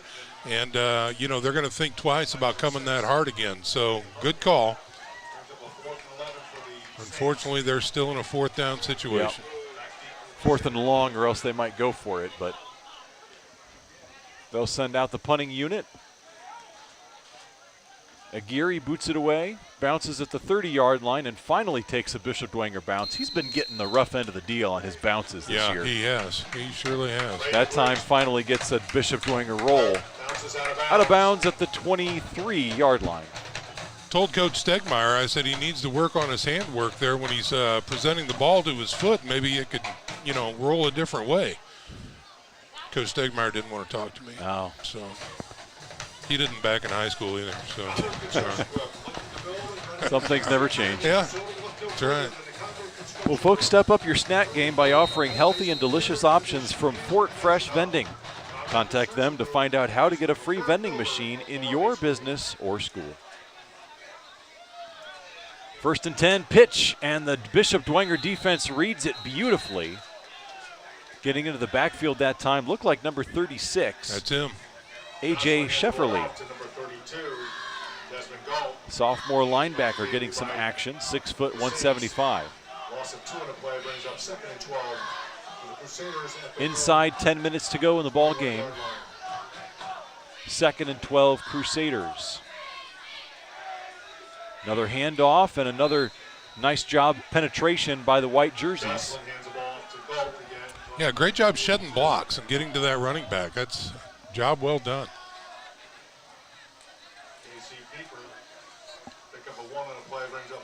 It's going to be 3rd and 11. Saints trying to get the ball back and trying to generate something with their offense before time runs out tonight.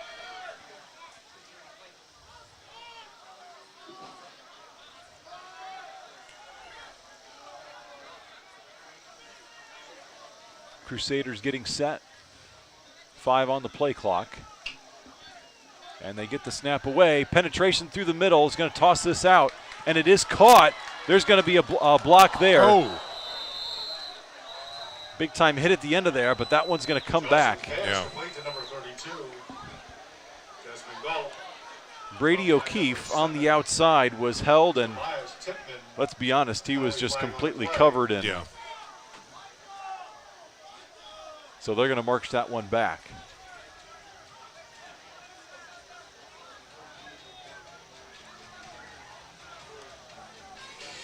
It'll go from 3rd and long to 3rd and longer. Yeah, 3rd and forever at this point, if from the spot of the foul, which is basically the line of scrimmage.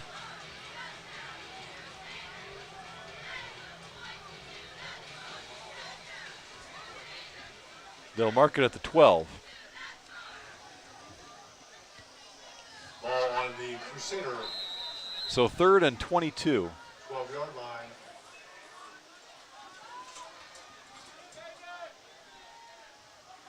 Five wideouts for the Crusaders. Time to throw, chucks it down the sideline and well overthrown the coverage. And there's a flag. That one's a bit of a head scratcher. Jocelyn pass intended for number 82. I think they're going to maybe call it's a holding. Defensive holding or defensive pass interference. Yeah, it's against the Saints. To me, holding would make more sense because pass interference on an uncatchable ball. Right. Now, it's not an automatic first down like it would be in the NFL, but it is a 15-yard penalty. So instead of 3rd and 22, now it's 3rd and 7. Yeah, good call. 7:52 to go.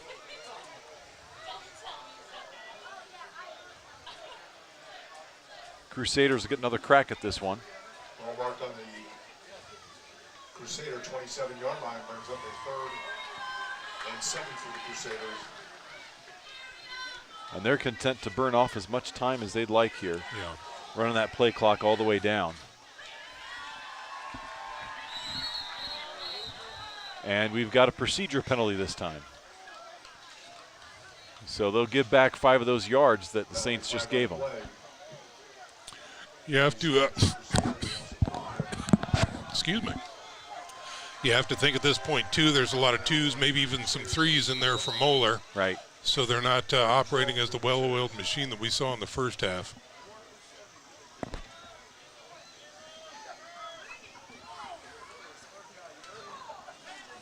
So they'll reset again, 3rd and 12, play clock down to 10. Still trying to get personnel shifted around.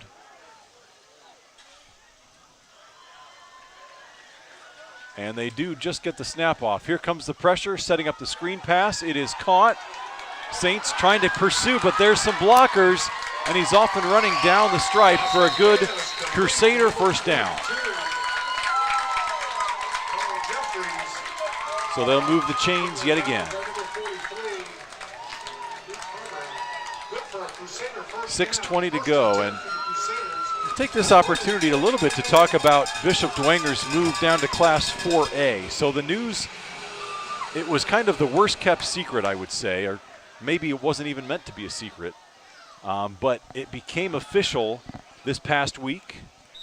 Pick up of 5 yards on first down. The Bishop Dwenger moving back down to Class 4A. Now this is a big development because it not only affects the Saints, it affects several other teams that kind of got dominoed into different sectionals because of Dwenger coming down from 5A to 4A. But they will now join 4A Sectional 19. So they'll be in there along with Angola, DeKalb, East Noble, Southside, Wayne, Leo, and New Haven. So you've got some quality programs in there, and the Saints sniff out that play well. Caught in the backfield, in on the tackle, among others, was A.J. Shefferly yet again. Yeah, he's doing very well in there. Absolutely. Yeah, and it's interesting, the story behind that, and you know, I wish the IHSAA would really release their thought process behind that, because I think Dwenger's getting a really bad rap, you know, about preferential treatment and things like that. The local media and some pundits, I don't think really understand what has happened there. Yeah. Well, would you like me to enlighten you, Sean? I would. More so the folks that are still watching. Yes, indeed. Oh, big hit by Christian Lozada, comes flying in. Where did that come from? He's been waiting to uncork that one all game long. And true to Saint form, helps up the quarterback right after the big hit. That's exactly what you do. So, Sean, the thought process here, this has to do with the success factor. So, back in 2018, after the Saints won the 4A title, the success factor bumped them up to Class 5A. Of course, they're still 4A by enrollment. but they went up to Class 5A. They played there in 2019, 2020, and because of their sectional titles both years and a regional title in 19, that was enough to keep them in 5A. This punt is going to take a big bounce all the way down inside the 10. And a short return there by Brady O'Keefe. So the Saints stayed in Class 5A. Then you had the weird COVID year in 2020. So in 2021, the IHSAA put a freeze on the classes. They said, 2020 was wonky. We don't want to change people around because of the results in 20. So 2021, everyone just stayed the same as they were the year before. Right. Before moving into the new 2-year cycle in 2022 and 23. Well, what happened was they kept an eye on all the teams that were up a class in 2021. Dwenger was one of 8 teams that scored points because they won the sectional title over Snyder in 21. But then of those 8 teams, they were the only team not to score a single success factor point in 22. And because of that, and the IHSAA not wanting to put a team up a class for 3 consecutive years, because remember, they were already there in 21, right? And then the 2-year cycle, 22-23. They didn't want a team to play up a class for 3 consecutive years if they were not scoring the points to merit that movement up to that class. So because of that, Bishop Dwenger was the one school that fit that description. They were dropped down from 5A to 4A because of a vote by the IHSAA Executive Committee. And that's how we got to where we are. Clear as mud, right? Clear as mud. But again, all on the IHSAA. I think what they did was fair and correct. And they did this again. This was something that they had been watching for 2 years, and anyone that fit that description, they had their eyes on. That's right. And Dwenger just happened to be the one team that was playing up a class and did not score any success factor points last year. And believe me, the Saints would have much rather beaten Snyder than, taken this quote-unquote charity from the IHSAA. But all you can do is play the teams that are there before you. As the 3rd down run, good for a couple yards by Luke Harbor. And again, it speaks to the character of this Dwenger team, and it has for generations now. We'll play anybody anywhere, anytime. Right. That's not what we're about, is making sure that we align to certain metrics. We'll play Moeller, we'll play Brownsburg, we'll play Snyder, we'll play anybody as far as that goes. So, yeah, that's the IHSAA was just making things right. Now, one interesting note, I talked about the domino effect there of some 4A sectionals moving around. How about in 5A? Sectional 12 is now down to 3 teams. That spot does not get replaced. Yeah. So Anderson, Northside, Snyder are in a sectional all by themselves. They're the only 5A sectional with 3 teams instead of 4. So one of those 3 teams is going to get a bye all the way to the sectional championship game. Right. Now, Snyder would be the heavy favorite among that 3. Yes. We'll see how that shakes out. But nevertheless, always interesting when teams move around, have to shift classes. And the important thing to keep in mind, Bishop Dwenger moving down to 4A, that's where they belong by enrollment anyway. That's right. In fact, they're in the bottom 3rd of 4A. Yeah.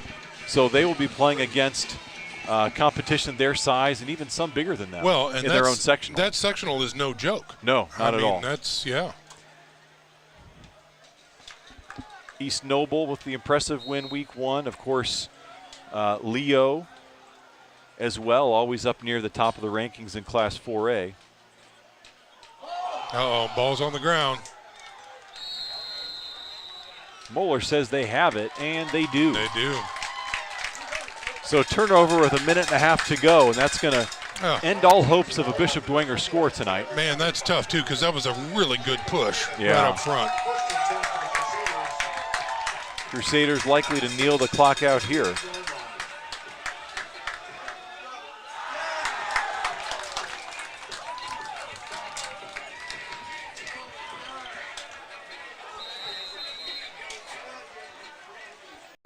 It's not a victory formation. No, it is not. You and I were thinking the same thing. So they're going to go ahead and run the play for a short game. We're down to 1:10 here.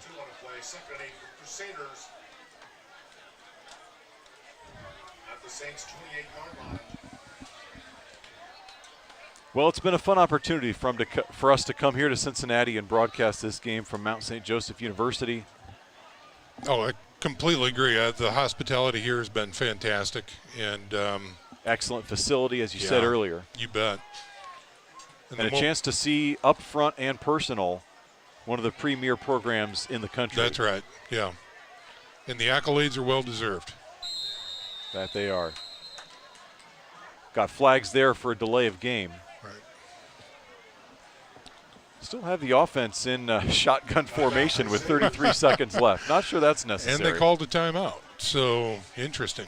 They're still strategizing. Well, that gives us a chance to ask you folks, is the current economic climate causing concerns? Contact SMA for financial resources that will bring you peace of mind. SMA is a preferred Ramsey coaching consultant offering practical resources to set you on the right path. 33 seconds, and we believe this will be the last play of the ball game.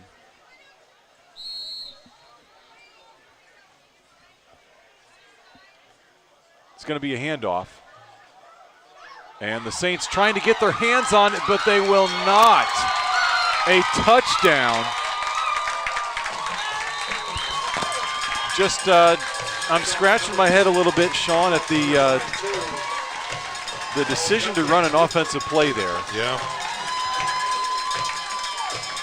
But they're going to run it in for 6. And I'm not sure they're even going to kick this PAT because we've got 12 seconds on the clock as the running clock continues. Yeah, that might do it right there. I didn't catch the runner, but I think it was a big fella. Maybe that's why they gave it to him. That's your ball game, folks. Clocks mercifully hit 0. And your final score from Schuler Field is 57-0. The Archbishop Moeller Crusaders over the Bishop Dwenger Saints. We'll take a break, be back to wrap things up from Schuler Field. You're watching Bishop Dwenger football on the Saints Sports Network. Farm Bureau Insurance, we're not just good at insurance. We're good at Matt's 1-car, 2-bedroom apartment with a home office / home gym insurance. We're good at Nick's SUV and farmhouse with a remodeled kitchen / art gallery insurance. And we're good at the Wilbur suburban home with the 2-car garage / rehearsal space insurance. Have you seen my hockey socks? Have you checked your sock drawer? Start with Indiana Farm Bureau Insurance and stop knocking on wood. We are back at Schuler Stadium, or Schuler Field rather, here on the campus of Mount St. Joseph University. Cincinnati, Ohio, final score 57-0. The Archbishop Moeller Crusaders all over the Bishop Dwenger Saints. Crusaders move to 1-1 on the season, avenging their opening season loss to the Ben Davis Giants. The Saints, meanwhile, drop to 0-2, and they begin to look forward to their conference opener next Friday night against the Northside Legends. And that game, I believe the Saints will be very much looking forward to playing a team back in their own conference. But what a great opportunity to come play the Crusaders of Moeller, the Bulldogs of Brownsburg. We know that 2-game stretch, you know, the minute that Dwenger signed up for those games, we knew they were swinging for the fences. And the experience of playing these teams is not something these kids will soon forget. No, that's exactly right. And these, regardless of the score, it's these opportunities that high school athletics really give you with a forward-thinking program like Bishop Dwenger. I mean, these, like you said, Eric, this is one for the memory books. And when you look back through the pages of your career there at Bishop Dwenger, this will be one that stands out. You can talk to your kids or your grandkids about. We played one of the very best programs in the country. Yeah, we didn't win, but by God, we didn't give up either. That's so, right. Yeah. Couple of quick scores for you. The Bishop Luers Knights falling against New Haven 30-7 is the score in that game. Elsewhere, Concordia down 38-24 to Eastbrook. And trying to get a couple other scores for you. Wayne 28-7 over Northrop. Last score in the third quarter, Warren Central was up on the Carroll Chargers 14-6. So Carroll might be falling to 0-2 unless they can come back in that one. Last score from the Northside Legends at half was Lawrence North up 14-7. Don't have any updates there. But the Snyder Panthers rolling over East Noble 45-28. So the Panthers may be the early team to beat in the SAC, judging by their early results. Homestead falling 42-0 to Noblesville in that game. So, wow. Well, I don't Spartans feel too badly about our score here then. That's right. So a lot of, we mentioned a good handful of SAC teams will be staring at an 0-2 hole as they start conference play next week. But it's a fresh start. Everyone's 0-0 and a chance to start building some momentum in the conference season as they move forward. Well, that's going to do it for us here. We'd like to thank everyone at Mount St. Joseph University for the hospitality. Thank you to Parker Knoll for running the board tonight. Amen. Amen to that. Getting us on and running the show. Thank you to Sean McBride, our dual duty man, running the camera, color commentary. He's going to take a nap on the way home. Yeah. Hopefully not. He's driving. And I am Eric Pete. Thanking you for tuning in tonight for the broadcast. We hope you enjoyed watching it as much as we enjoyed bringing it to you. May God bless you. You're watching Bishop Dwenger Football on the Saints Sports Network.